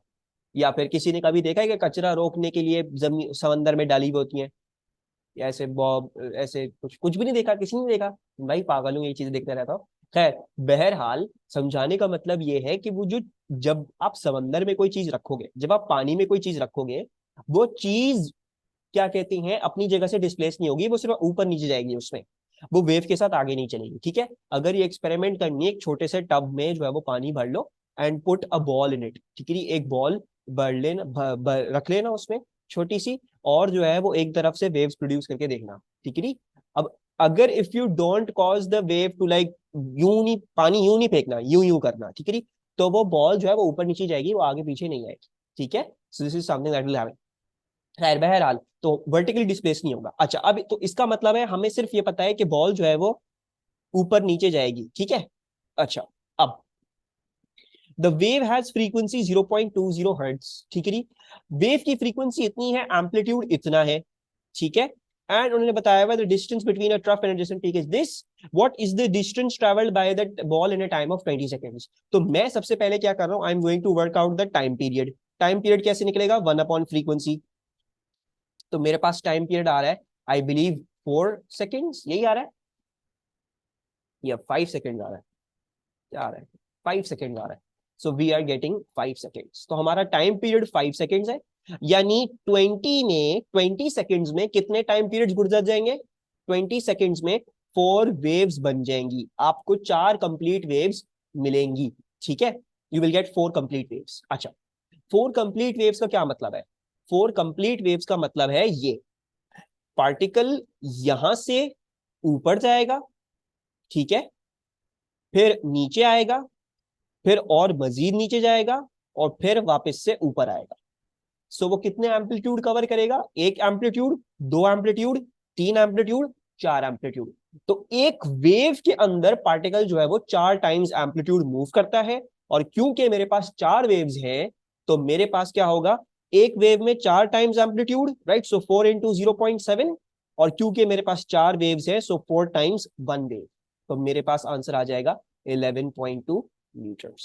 A sound wave travels from left to right across a room. The variation with distance across the room of the displacement of air molecules at one instant is shown. At which distance will the air pressure be lowest? तो sound wave में air pressure lowest कहाँ पे होता है? Where do we have low air pressures in a sound wave? नहीं, node तो stationary, antinode, node तो stationary wave में होता है। एक साउंड वेव में लोएस्ट प्रेशर कहाँ होता है? Not a compression, rarefaction, ठीक है। रेयर फैक्शन पे लोएस्ट होगा, क्यों? बिकॉज रेयर फैक्शन में सब कुछ दूर दूर जा रहा होता है, कंप्रेशन पे तो दबाने की कोशिश कर रहे हैं, right, they're trying to like trying to दबाए फायर पार्टिकल्स, तो इस पे प्रेशर से ज्यादा होगा, और इस पार्ट पे जब सब दूर जा रहे हैं तो उस पार्ट पे प्रेशर सबसे कम होगा, यानी रेयर फैक्शन पे प्रेशर सबसे कम होगा, और नॉर्मल पे नॉर्मल एयर प्रेशर होता है, ठीक है। सो लेट्स सी, और हमें ये सबको पता है, आता है करना, कि हम किस तरह से चेक करते हैं कंप्रेशन या रेयर फैक्शन कैसे करते हैं। एक कन्वेंशन बना लें, आई एम गोइंग टू से राइट वर्ड्स इज पॉजिटिव, उन्होंने खुद भी लिखा हुआ है, राइट ऊपर लिखा हुआ है, लेफ्ट यू लिखा हुआ है, तो आप आराम से कर सकते हो। एक पार्टिकल आपने यहाँ पे लेना है, एक पार्टिकल आपने यहाँ पे लेना है, एक पार्टिकल आपने यहाँ पे लेना है, एंड देन देख लेना है बी की जीरो डिस्प्लेसमेंट, यानी ना राइट पे है ना लेफ्ट पे है, जीरो पे है। इससे बाद वाले पार्टिकल जो है वो नेगेटिव में है, तो यानी वो लेफ्ट की तरफ जा रहा है, एंड बी से पहला वाला पार्टिकल जो है वो पॉजिटिव में है, तो यानी वो राइट की तरफ आ रहा है, right. So this is a compression, तो ये नहीं हो सकता। अच्छा लेट्स सी डी, ठीक है, सी और ए आप लोग वर्कआउट कर सकते हो, नॉर्मल एयर प्रेशर आएंगे, ठीक है। डी पे अगर देख लोगे, तो डी पे अगर हम देख लेते हैं, तो डी वाला जो है वो जीरो पे, तो जीरो कहीं नहीं जा रहा। डी के बाद वाला ये वाला पॉजिटिव डिस्प्लेसमेंट यानी राइट की तरफ जा रहा है, और डी से पहले वाला क्योंकि उसकी नेगेटिव डिस्प्लेसमेंट है तो वो लेफ्ट की तरफ जा रहा है। तो हमें नजर आ रहा है कि सब चीजें डी वाले पार्टिकल से दूर जा रही हैं, so this is a point of rarefaction, so it's going to be D, ठीक है D. So I am glad के बच्चों का एटलीस्ट तरीका तो याद था। A source emits a sound wave of a single frequency. The Doppler effect causes a different frequency of sound to be heard by a stationary observer. What is the requirement for the Doppler effect to occur? 24 का answer क्या होगा? सही है, let's see. Doppler's effect का formula क्या है? F O will equals to we over v plus minus V S F s, ठीक है।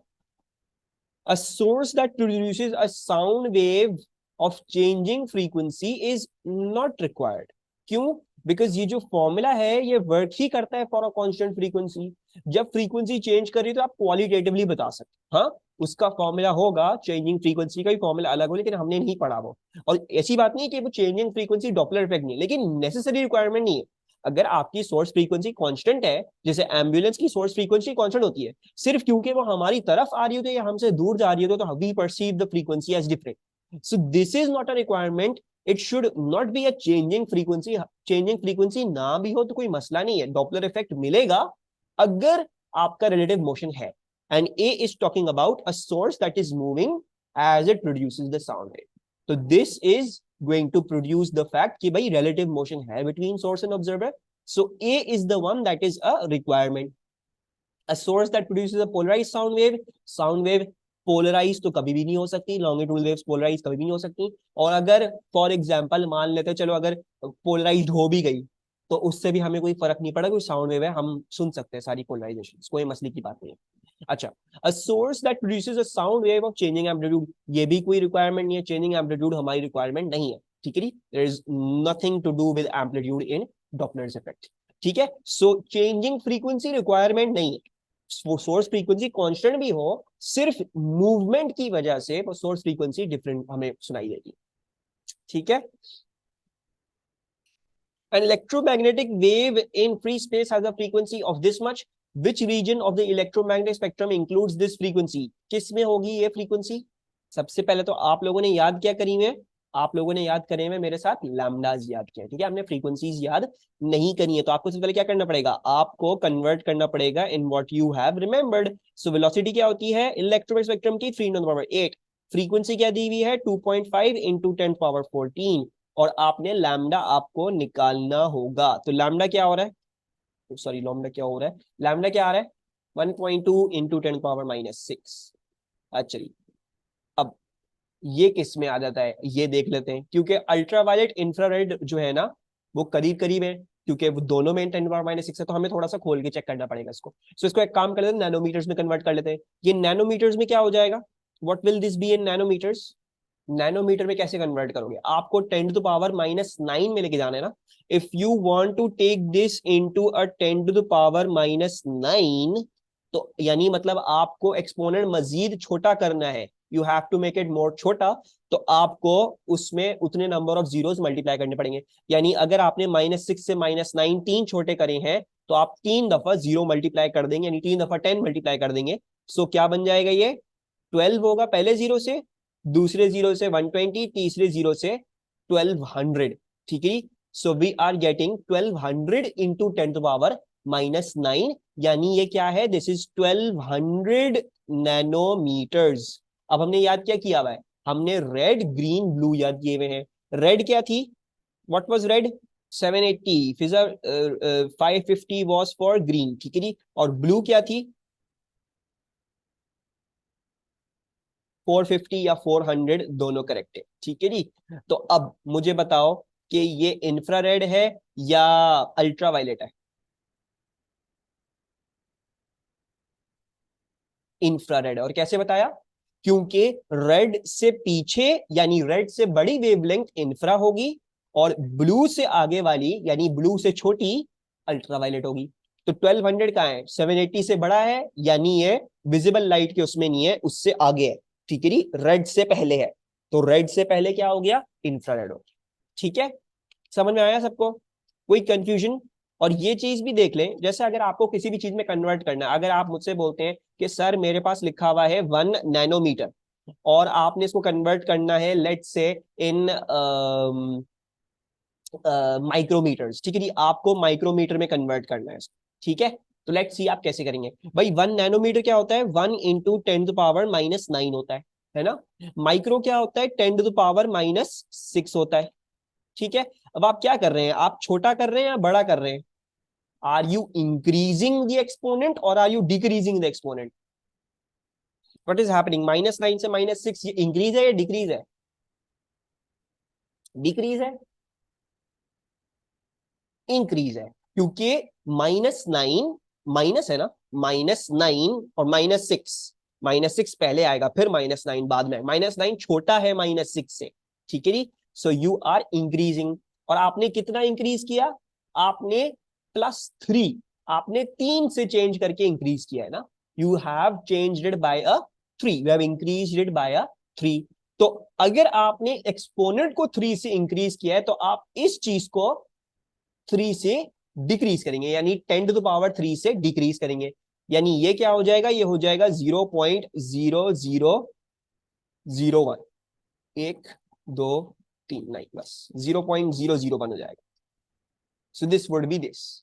ठीक है जी, आपको 3 से डिक्रीज करना पड़ेगा, यानी डेसिमल पॉइंट एक इधर, फिर एक दफा इधर, और फिर एक दफा इधर, तो 0 और 0 ऐड हो जाएगा। ठीक है जी, so this is the technique. आपको जो भी करना है, अगर आपको एक्सपोनेंट बड़ी करनी है तो उसका ऑपोजिट चीज करनी पड़ेगी। अगर आपको एक्सपोनेंट छोटी करनी है तो उसको ऑपोजिट करना पड़ेगा। लेट्स फॉर एग्जांपल टेक कि 1 नैनोमीटर को आपने जो है अब क्या करना है? पिकोमीटर में करना है। नैनोमीटर तो हमें पता है क्या होता है? 10⁻⁹ होता है। पिकोमीटर कितना होता है? Does anyone remember how much is a picometre? Exponent क्या होती है पिको में? 10⁻⁻12 होती है। अब हम छोटा कर रहे हैं या बड़ा कर रहे हैं? Are we increasing the exponent और are we decreasing the exponent? This is definitely decrease, क्योंकि आप -9 से -12 जा रहे हैं, छोटा कर रहे हैं। तो आपको 1 के साथ क्या करना पड़ेगा? आपको इसको बड़ा करना पड़ेगा। और आप कितने से डिक्रीज कर रहे हैं? 3 से डिक्रीज कर रहे हैं, right?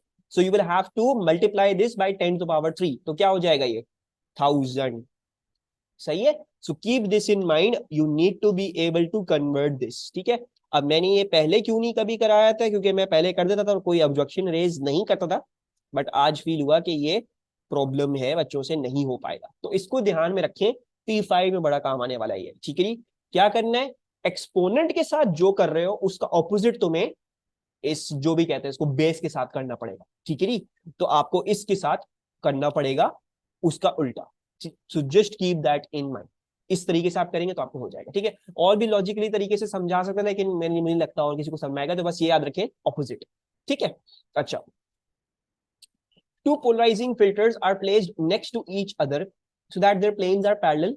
The first polarizing filter has its transmission axis at an angle of 50° to the vertical. The second polarizing filter has its transmission axis at an angle of 20° to the vertical. The angle between the transmission axes of the two polarizing filters is 30°. A beam of vertically polarized incident this much is incident normally on the first polarizing filter.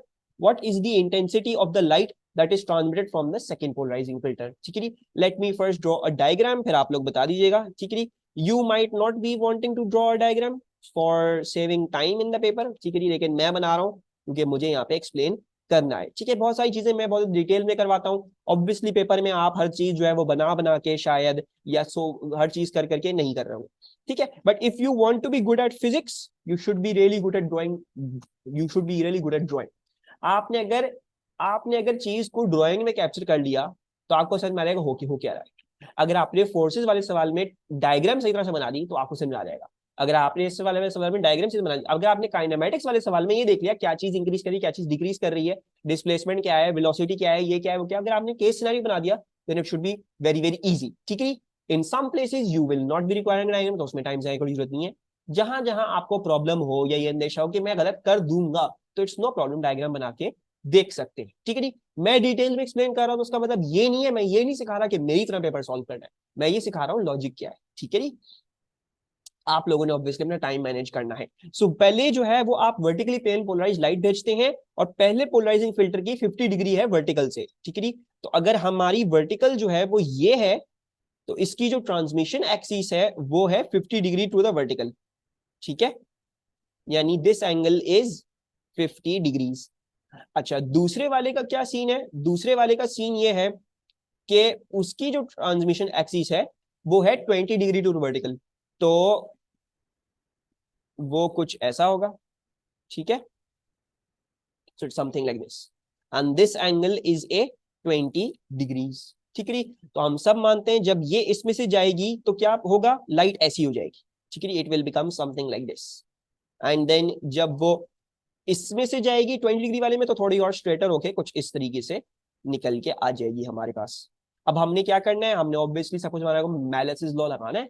Let's put in मैलेसिस law, ठीक है। सो पहले वाले filter के लिए क्या लगाएंगे, I equals to I not cos square theta, let's say this is I naught, let's say this is I1, ठीक है।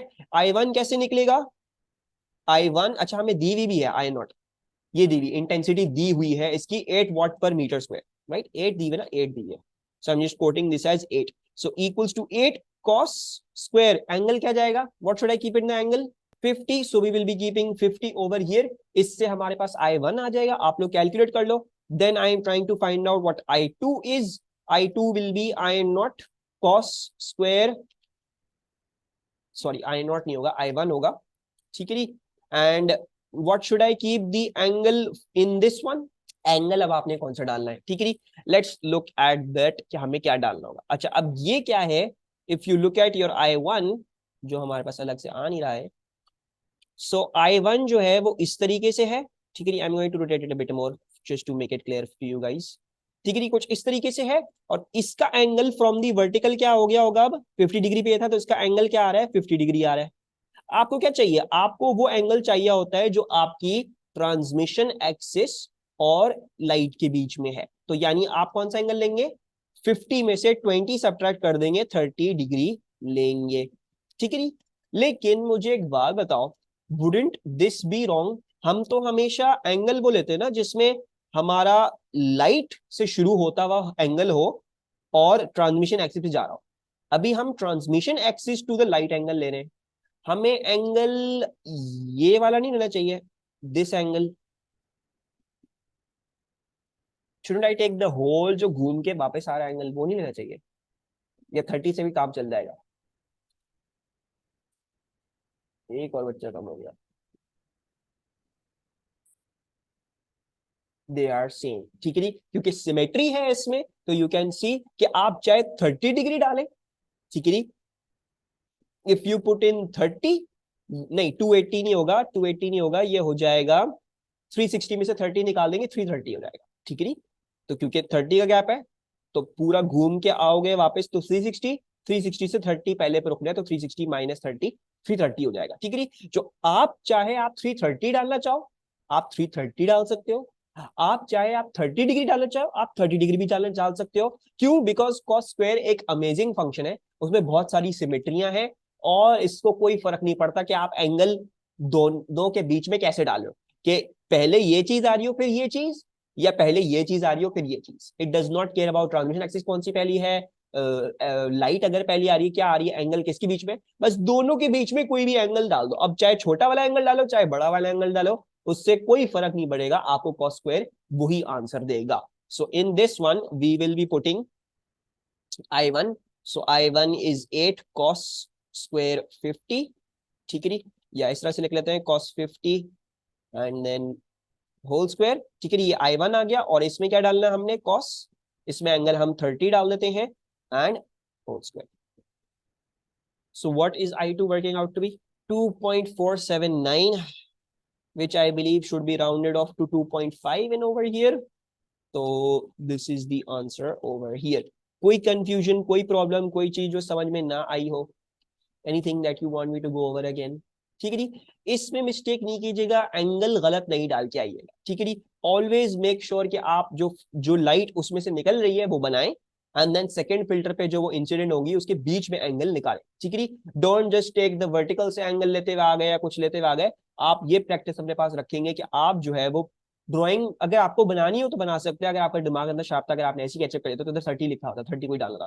खैर अगर आप नहीं तो आप ड्राइंग बनाते और आप जो है वो हर पोलराइजिंग फिल्टर के बाद वो देखते हैं कैसी इंटेंसिटी रिलीज हो रही है, and then you would copy that down to C transition axes कि वो क्या एंगल बना रहे हैं, ठीक है, एंड देन आप सॉल्व कर लेते हैं, ठीक है।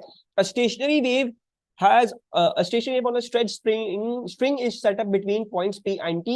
Which statement about the stationary wave is correct? तो कौन सी स्टेटमेंट करेक्ट है स्टेशनरी वेव के बारे में?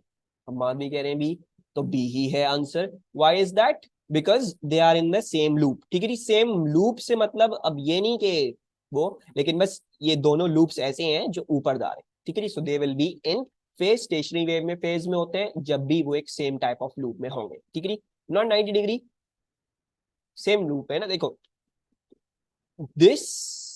अब इसमें अगर ये भी हम बात करें कि एस है कोई पार्टिकल, तो एस, सॉरी एस नहीं, टी बात कर, एक्स बात कर लेते, ठीक है। X and Q are also in phase क्योंकि सेम लूप में है, और S and X are also in phase because they are in same loop, ठीक है। एक सेम काइंड ऑफ लूप में है, तो जब तक लूप एक है तो यानी इसका मतलब ये सारे के सारे 0 डिग्री आउट ऑफ फेज, ठीक है। बट अगर आप बोलोगे एस और आर का बता दें तो एस और R 180 degree out of phase है because different kind of loops में है, ठीक है। So this is true. Point R is a node, node नहीं है, एंटी नोड है। The distance between P and T is 3 wavelength, जी नहीं, पी एंड टी ये एक वेवलेंथ और ये आधी वेवलेंथ, तो ये 1.5 वेवलेंथ है, 3 वेवलेंथ नहीं है। The wave transfers energy from P to T, गलत हो ही नहीं सकता क्योंकि ये स्टेशनरी वेव है, ठीक है। A bar vibrates with frequency f to produce water waves in a ripple tank. Bar vibrating with frequency f, barrier with gap of width x. The wave passes through a gap of width x in a barrier so that diffraction occurs. Which combination of vibration frequency and gap width will produce the smallest angle of diffraction? तो इसमें से अगर मुझे smallest angle of diffraction लाना हो तो मैं क्या करूं? देखो हमने तो एक चीज पढ़ी है कि डायफ्रैक्शन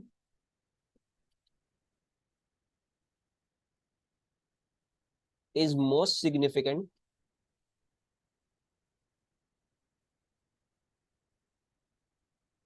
जब आपकी वेवलेंथ जो होती है वो अप्रोक्सीमेटली इक्विवेलेंट हो जाए आपकी स्लिट साइज के, ठीक है, या गैप के, जो भी है, ठीक है। अच्छा, यहां पे हमें फ्रीक्वेंसीज दी गई है, राइट, यहां पे हमें फ्रीक्वेंसीज दी गई है। सो अगर वेलोसिटी कांस्टेंट है तो we know that frequency becomes inversely proportional to lambda, ऐसा ही होता है। तो यानी इसका मतलब ये है कि जितनी हाई फ्रीक्वेंसी होगी उतना छोटा लैम्डा होगा, और जितनी छोटी फ्रीक्वेंसी होगी उतना बड़ा लैम्डा होगा, राइट। अब हमें क्या करना है, हमें ये देखना है कि स्मॉलेस्ट एंगल, यानी we need the most non significant kind of diffraction, we need the most non significant kind of diffraction. हमें वो चाहिए कि हमारे पास मोस्ट सिग्निफिकेंट वाली चीज ना हो, वेवलेंथ और स्लिट साइज बिल्कुल भी कंपैरेबल ना हो, ठीक है। अच्छा, अगर हम ये देखें f/2 का मतलब क्या हो जाएगा, that will basically mean something like 2 lambda, right. f/2 this will also mean something like 2 lambda. 2f will mean lambda over 2, inverse proportion है, right, and 2f will mean lambda over 2. अच्छा, अब if you see, तो मैं I guess I hope जो है वो सब ये देख सकते हो और मुझसे एग्री कर सकते हो कि ये दोनों तो नहीं होंगे आंसर। कौन से दोनों? ये दोनों, ठीक है। द रीजन बीइंग, क्यों?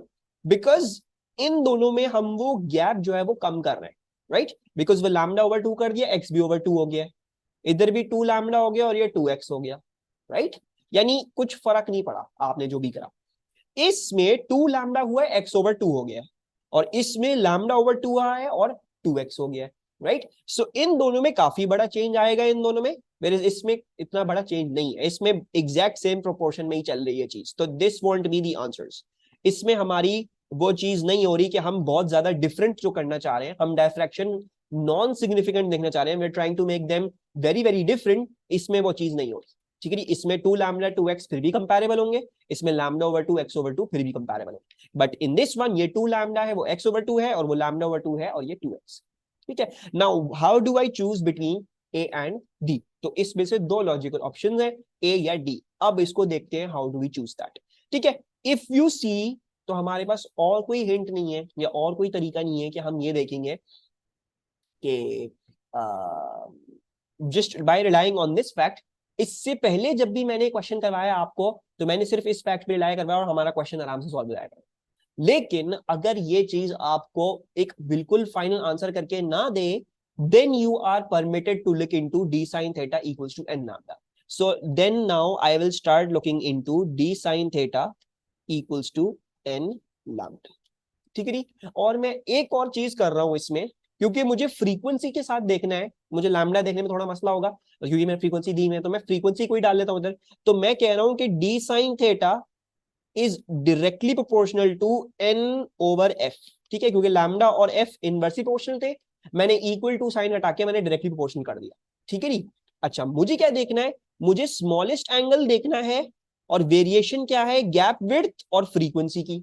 तो मुझे फ्रीक्वेंसी को रखना है और डी को रखना है, और साइन थीटा को रखना है और एन को हटा देना है।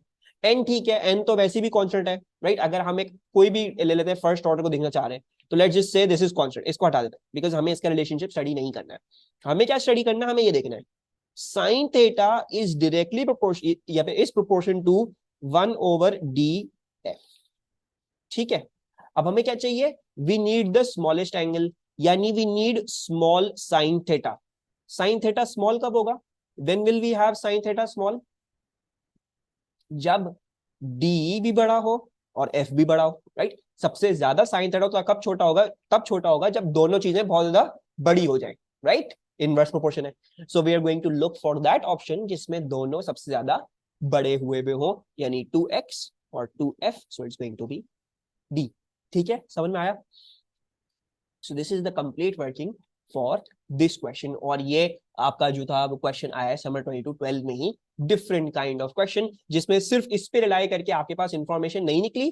ठीक है, इसको इधर अप्लाई करना इज रॉन्ग। ठीक है, इधर से हमने सिर्फ एक एनालिटिकली सॉल्व किया, एक सिर्फ एक चीज उठा, एक बात करने के लिए किया है। ठीक है, इस बात का हरगिज मतलब नहीं है ये फॉर्मूला इसके लिए इस्तेमाल किया जा सकता है। इट कैन नॉट बी, ये सिर्फ आइडिया लेने के लिए किया है। ठीक है, वरना you will be relying on this fact first and trying to solve. अगर इससे ना हो तो फिर आप d sine theta equals to n lambda से देखना शुरू करेंगे फिर। ठीक है, वेलोसिटी इज कांस्टेंट। हाँ, if you're trying to work out the relationship between frequency and lambda, तो velocity equals to F lambda होता है ना। तो अगर मैं ये बोल दूं कि v over lambda equals to f, और वेलोसिटी वैसे भी कांस्टेंट होगी, बिकॉज एक वेव है चल रही है, एक ही वेव की बात कर रहे हैं ना, तो एक वेव की अगर बात करो तो उसकी तो वेलोसिटी कांस्टेंट होगी ना, राइट? अगर मैं फ्रीक्वेंसी डबल कर दूं या फ्रीक्वेंसी वो कर दूं, ये कर दूं, तो वेलोसिटी तो उसकी कांस्टेंट ही रही होगी। ठीक है, तो मैंने इसलिए जो है वो ये निकाल दिया, रिलेशनशिप निकाल दिया। ठीक है, and by the way velocity is not defined by frequency, although formula v equals to F lambda होता है, लेकिन वेलोसिटी ये नहीं कह सकते आप कि फ्रीक्वेंसी ज्यादा कर दूंगा तो वेलोसिटी ज्यादा हो जाएगी। नहीं, ये बात नहीं है। क्यों क्यों नहीं है ये बात? 20 हर्ट्ज की फ्रीक्वेंसी भी आप सुन सकते हैं, और वो एयर में फिर भी 330 मीटर पर सेकेंड पे ही ट्रैवल करेगी। वेयर 20,000 हर्ट्ज की भी फ्रीक्वेंसी आप सुन सकते हैं, और वो एयर में भी 330 मीटर पर। असल में वेलोसिटी ये डिफाइन करती है, वो मीडियम डिफाइन करता है। जिस मीडियम में आप प्रोपेगेट कर रहे हो वो आपकी वेलोसिटी डिफाइन करेगा वेव की। तो जैसे लाइट का हमें पता है वैक्यूम में 3×8, एयर में 3×8, वाटर में 2×8, ग्लास में भी something like 2×8। So medium define करता है वेलोसिटी, लेकिन एक अच्छी सी बात है कि वेलोसिटी एफ लैम्डा से निकाली जा सकती है। ठीक है, तो वेलोसिटी इन पे डिपेंडेंट नहीं है, वेलोसिटी मीडियम पे डिपेंडेंट है। मीडियम चेंज करने पे वेलोसिटी चेंज करती है, और जब ऑब्वियसली मीडियम चेंज करते हैं तो इन दोनों में से कोई चीज चेंज कर रही होती है, जब भी वेलोसिटी गिरती है, बढ़ती है, जो भी हो रहा होता है। ठीक है, so keep that in mind. आपने अगर फ्रीक्वेंसी इधर हाफ करी है, 2 करी है, जो भी करी है, इससे वेलोसिटी कोई फर्क नहीं पड़ेगा, बिकॉज मीडियम से। ठीक है, कीप दैट इन माइंड। अच्छा, an outdoor concert has 2 large speakers beside the stage for broadcasting music. In order to test the speakers, they are made to emit sound of the same wavelength and same amplitude. The curved lines in the diagram represent wavefronts. There is the loudest sound heard. तो loudest sound कहाँ पे hear की जाएगी? बहुत ज्यादा सोचने की जरूरत नहीं है. It is very clear from this diagram कहाँ पे होगी. बस आपने बस देख के बताना और कुछ भी नहीं करना. ठीक है? There is no scale diagram, scale से रख के कुछ नहीं करना, बस देख के ऐसे ही बताना आप. Two large speakers beside the stage for broadcasting music. Not C. C भी नहीं. Why C? Where would you hear the loudest sound? Loudest sound का क्या मतलब है? नहीं भाई, एक ऐसे हो गया. Loudest sound का मतलब क्या है? सब बता दिया. तो loudest sound का मतलब क्या होगा? नहीं, not rarefaction. Rarefaction से मतलब ये नहीं होता loudest sound, या compression का मतलब ये नहीं होता lowest sound. साउंड सबसे ज्यादा कब हियर की जाती है? जब दो सोर्सेज इंटरफेयर कर रही हो, जब दो वेव्स इंटरफेयर कर रही हो, तो लाउडेस्ट साउंड कहां मिलती है हमें? When do you hear the loudest sound when two waves are interfering? Constructive interference जब होती है, राइट? ऐसा ही होता है ना. आपको लाउडेस्ट साउंड कहां पे मिलेगी? स्टेशनरी वेव्स में एंटी नोड पे, राइट? लेकिन इंटरफेरेंस में कंस्ट्रक्टिव इंटरफेरेंस पे. ऐसा ही है ना? गलत तो नहीं बोल रहा, हमने यही पढ़ा है ना.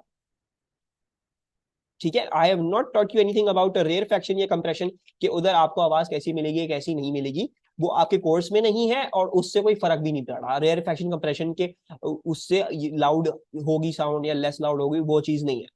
चीज क्या है?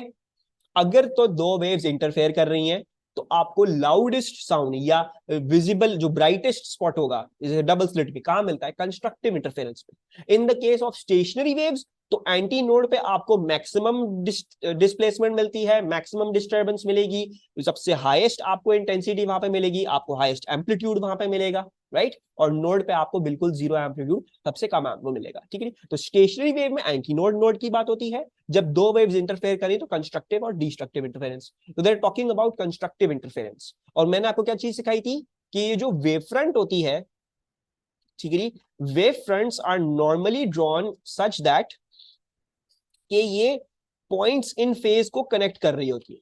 ठीक है, they are connecting points in phase.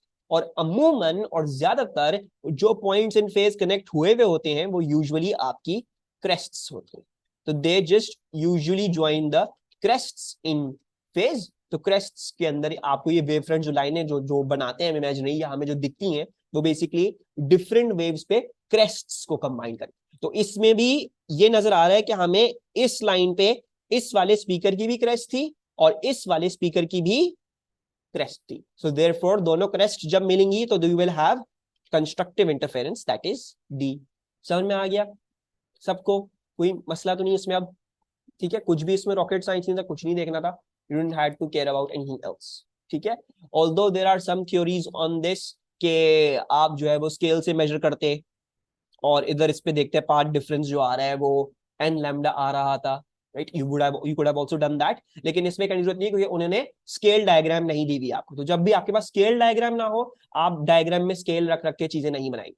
ठीक है. When you have a scale diagram, हाँ, फिर उसमें आप जो मेजरमेंट्स लेंगे वो बिल्कुल पक्की एक्यूरेट एग्जामिनर की दी हुई मेजरमेंट्स होंगी. अगर स्केल डायग्राम नहीं, अगर एग्जामिनर नहीं बोला diagram has been drawn to scale, तो उसमें स्केल रख के आप जो भी मेजर कर रहे हैं उसकी कोई सिग्निफिकेंस नहीं है. ठीक है.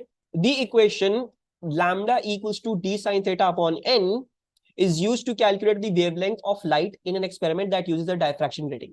The light from diffraction grating is displayed on a screen. What do the symbols n and d represent? बहुत आसान है. ठीक है. n नंबर नहीं होता है, n क्या होता है? ऑर्डर होता है. ठीक है. It is the order of intensity maximum. और d क्या होता है? Distance between adjacent slits in the grating. Distance from slayer grating to screen नहीं होता है ये. This is c. ठीक है. So just by knowing some of the things you will be able to solve MCQs. अच्छा, ये जो है वो A2 में है. ठीक है. अब इसका मतलब ये नहीं है ये आप सॉल्व नहीं कर सकते, इसकी टेंशन नहीं लीजिएगा. लेकिन ये आपके A2 में एक चीज आएगी एंड यू विल, ये बहुत सारे बच्चों को बहुत वाहियात लगती है चीज. It is very hard to explain and एक क्लास ले जाता है पूरी. And this is very difficult to grasp. ये क्या कहलाता है? ये होता है हॉल प्रोब. ठीक है. हॉल प्रोब होता है, हम अगले साल पढ़ेंगे मैग्नेटिज्म में, इलेक्ट्रोमैग्नेटिज्म में. अभी फिलहाल टेंशन ना लें, सवाल को देख लें. The block has sides of length A, B, and C as shown, and its volume is V. Each charge carrier has a charge minus Q, and the number density of the charge carriers in the metal is N. It takes each charge carrier an average time of t to pass through the block. What is an expression for the current I?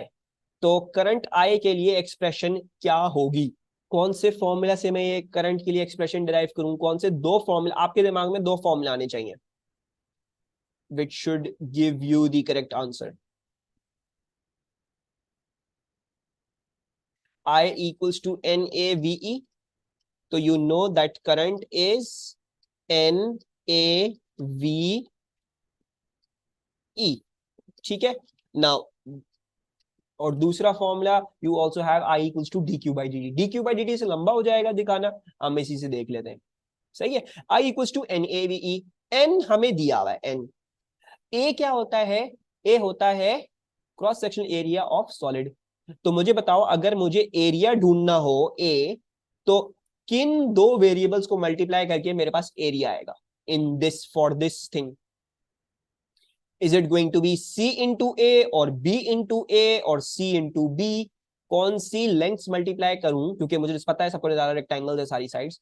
Which lengths do I multiply to get the area, cross sectional area? जहां से आए जा रहा है, जहां से आए जा रहा है वो वाला एरिया लेंगे आप. ठीक है. So I is travelling into this phase, तो इसका मतलब है आपको ये वाला एरिया ए लेना है. ठीक है. So this is the area A you are going to take.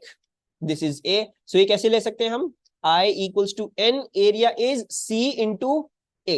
तो this is C into A. अच्छा, वेलोसिटी निकालनी है. वेलोसिटी को चलो अभी फिलहाल रोक लेते हैं. और E क्या है? चार्ज है. चार्ज आप इस इक्वेशन में माइनस करके वहीं डालेंगे चार्ज, तो Q ही लिख ले. ठीक है, ये इतना हो गया. अब इन आंसर्स में वेलोसिटी कहीं भी नहीं है, तो वेलोसिटी को भी हमें हटाना है. अच्छा, वेलोसिटी को कैसे हटाएंगे? Any ideas? How do I remove velocity? Distance upon time. Very good. So you will remove velocity using distance upon time. अच्छा, ये distance क्या होगा इसमें? What's the distance going to be? क्योंकि टाइम तो t दिया हुआ है हमें, तो मैं टाइम तो t लिख सकता हूं. डिस्टेंस क्या लूं? d, because her charge carrier कितना डिस्टेंस कवर कर रहा है? इधर से इधर आ रहा है, यानी वो b कवर कर रहा है. So every charge carrier is covering b. So therefore current equals to NC, sorry, एक ही दफा में कर लेते हैं, N into C into A into B over T into Q.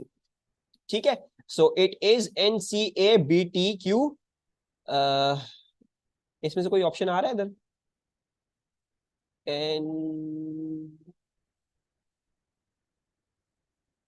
ठीक है, तो हमारे पास कोई ऑप्शन नहीं है ऐसा. But if you see very very carefully, volume V भी दिया हुआ है and there are some option with volume V. तो लेट्स सी हम वॉल्यूम वी कैसे निकालते. A into B into C करते, right? That's the volume of a cuboid. So you can see that ये हो रहा है इधर. तो I am going to replace this by the volume. So this is going to become N Q या N V Q over T कर लेते हैं. ठीक है. So I believe the option is now B. ठीक है, या T को पूरा ही रहने दो उसको ऊपर. So NQV upon T. The circuit diagrams show नहीं भाई. The circuit diagrams show two lamps X and Y each connected to a cell. The current in lamp X is 0.5 amperes and the resistance is 9.6 ohms. The current in lamp Y is 3 amperes and its resistance is 1.2 ohms. What is the ratio power in lamp X over power in lamp Y? Power in lamp X किस formula से निकालूं? Which formula should be convenient to use to find out the power of lamp X? I square R. और इसी तरह दूसरे वाले के लिए भी करंट और वो दिया हुआ है, तो we will also use I square R for the other one. ठीक है. So let's plug in. I square क्या है? 0.5 square. रेजिस्टेंस क्या है? 9.6. दूसरे वाले की 3 स्क्वायर और 1.2. तो क्या आ रहा है आंसर? ये मुश्किल था, आसान था? ये तो आसान था यार.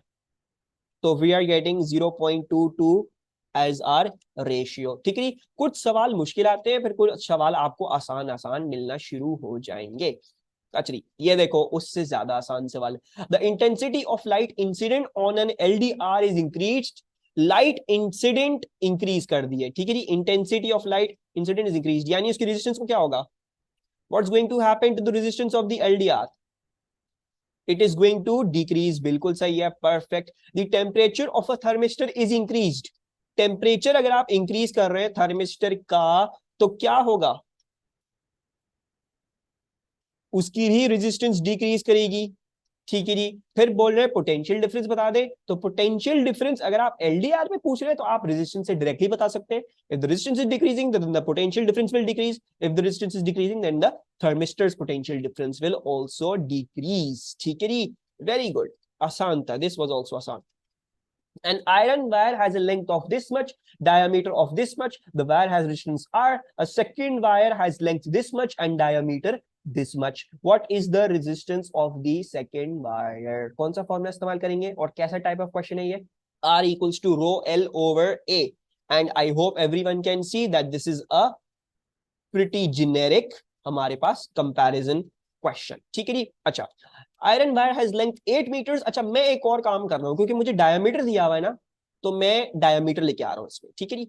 सो I am also going to do that. R equals to rho L over pi D square over 4। ठीक है जी, I am going to do that as well, and then R क्या हो जाएगा, it will be 4 rho L upon pi D square.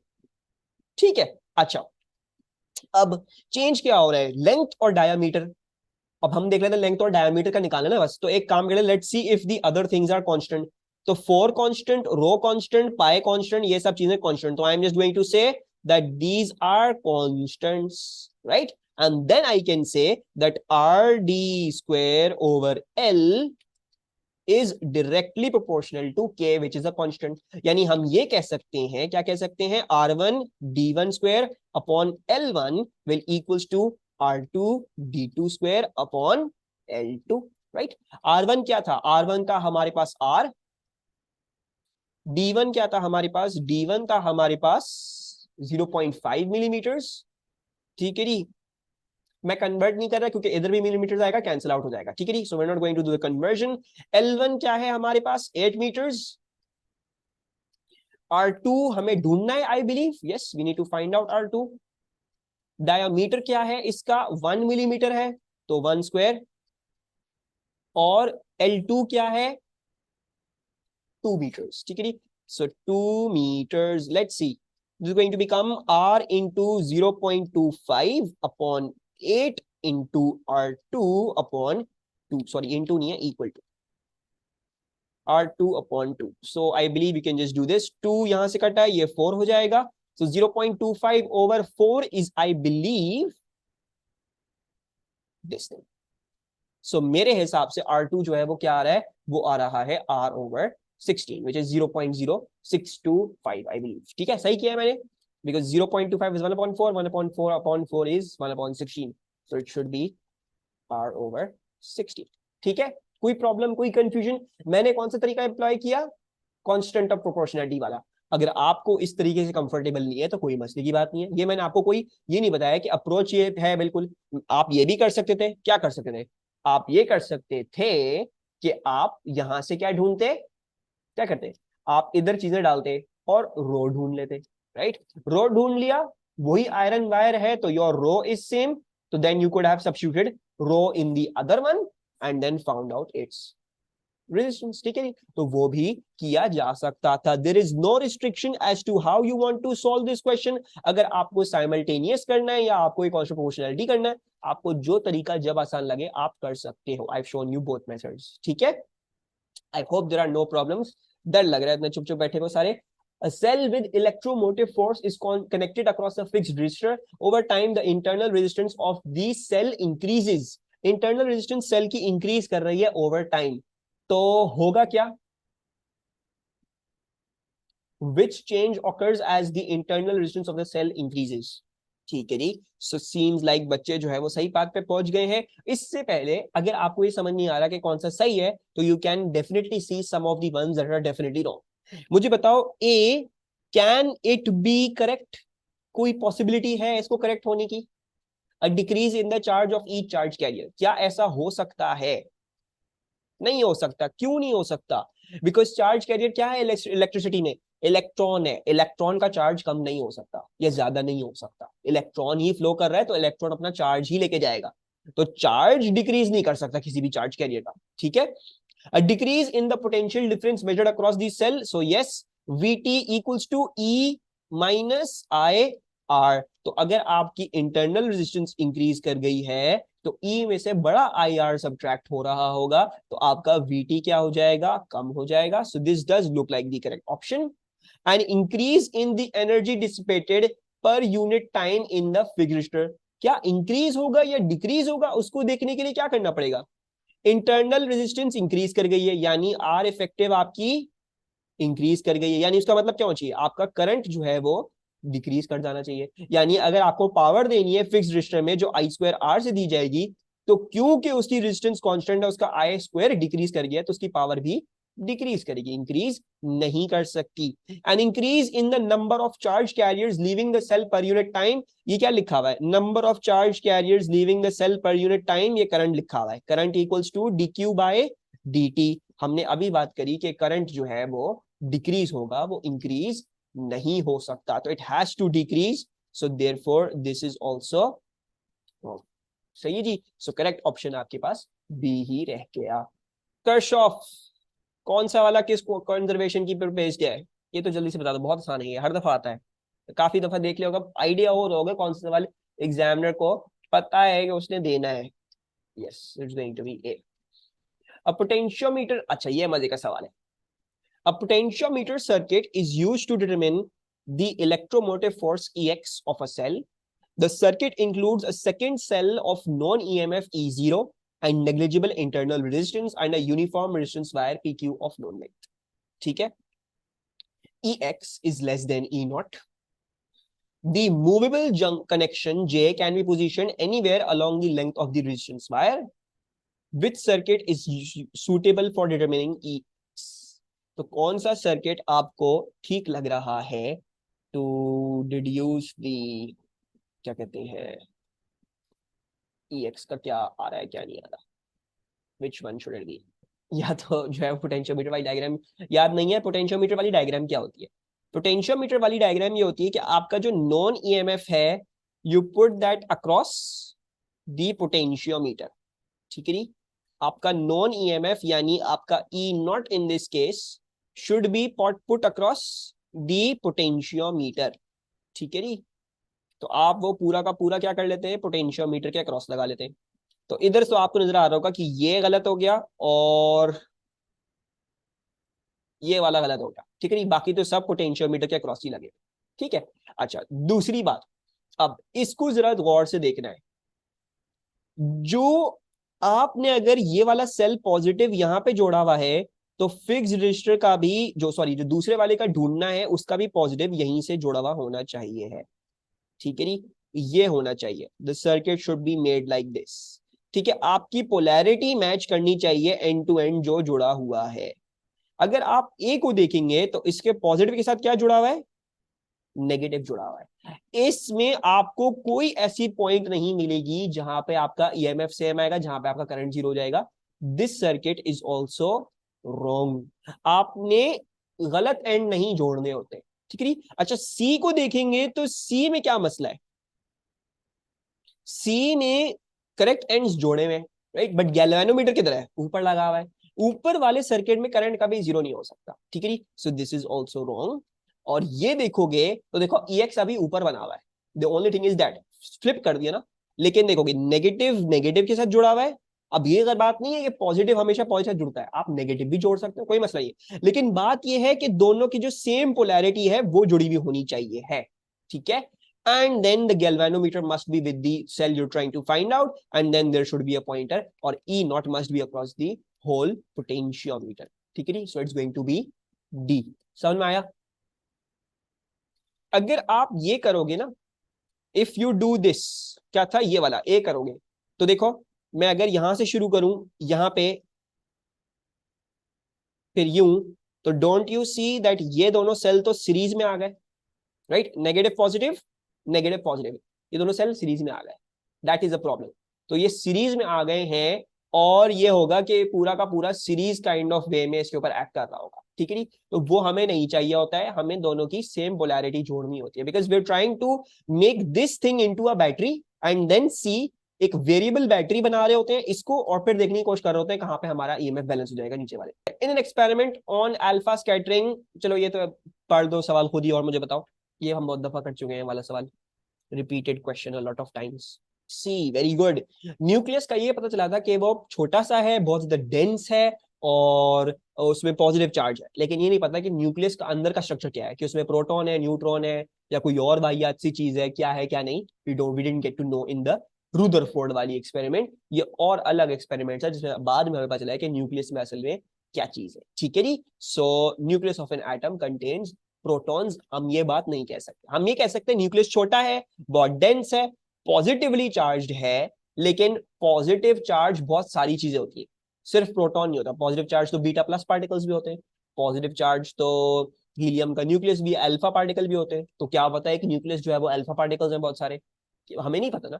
सो ये बाद में पता चलेगा जब आप और एक्सपेरिमेंट्स करोगे, there is different experiments that finally worked out nucleus में क्या है। ठीक है। 4 nuclei are represented below E, G, M, Q. Which statement about these nuclei is correct? कौन सी statement correct है? Hamad says C once again, and Hamad is absolutely correct. An uncharged atom of element Q has 24 orbital electrons, हो ही नहीं सकता। 13 protons है, तो कितने electrons होंगे अनचार्ज्ड में? 13 ही इलेक्ट्रॉन्स होंगे। ठीक है, because when you have neutral things तो you have same number of protons and charges. Orbital electrons वो होते हैं जो उस चीज के अराउंड इलेक्ट्रॉन्स, मतलब उसमें जो अपने इलेक्ट्रॉन्स होंगे। आई डोंट थिंक दानी ने केमिस्ट्री पढ़ी है ना? केमिस्ट्री पढ़ी है दानी आपने? आई थिंक आपने पहले कभी बताया था कि आपने केमिस्ट्री पढ़ी, यही मसला है कि तो कभी भी नहीं पढ़ी केमिस्ट्री। अच्छा, मैं थोड़ी देर बैठना, मैं इसको एक्सप्लेन कर दूंगा क्या होता है क्या नहीं होता। अच्छा, nuclei G and M are isotopes of the same element. G M हो ही नहीं सकता, different proton number. When M emits a beta minus particle, M transforms into Q. M अगर बीटा माइनस पार्टिकल इमिट करेगा तो क्या होता है? मास नंबर सेम रहता है, प्रोटॉन नंबर इंक्रीज, 25 13, 25 15 है, ये भी गलत है। व्हेन ई एब्सॉर्ब्स अ न्यूट्रॉन, ई में न्यूट्रॉन डालोगे तो क्या होगा? 29 14 हो जाएगा, and then emits an alpha particle, यानी 25 13, तो नहीं 25, क्या बोला मैंने, सॉरी एक सेकंड। अगर आप ई में जो 28 14 है उसमें आप एक न्यूट्रॉन ऐड कर दोगे 10, तो क्या बन जाएगा? ई 14 28 प्लस 1 29, और एक अल्फा पार्टिकल अब अगर रिलीज कर दोगे तो अल्फा पार्टिकल क्या होता है? 42, तो ई जो है वो चेंज होके क्या बन जाएगा? 29 माइनस 4 25, 14 माइनस 2 12। तो what is this? Is it M? 25 12, yes, it is M। ठीक है जी, so C is the one that is correct। अच्छा, then this one, a neutron is composed of upwards and two downwards, and a neutron decays to a proton, a beta particle is emitted। What is the change in the quark structure of neutron due to the emission of the beta particle? तो कौन सी equation सही है जब एक neutron proton में decay करता है? B is the correct equation। कैसे पता? डाउन क्वार्क बनता है up quark, right? Because neutron UDD converts into UUD, यानी एक डाउन क्वार्क एक अप क्वार्क में तब्दील हुआ है। रिलीज क्या होता है इसमें? बीटा माइनस इमिशन है ये। एंड दूसरी चीज, अगर ये मैटर पार्टिकल है तो obviously anti matter particle, electron, anti neutrino आपने रिलीज करना है। So the answer to this is B. अच्छा, ये पेपर यहीं पे कंप्लीट होता है।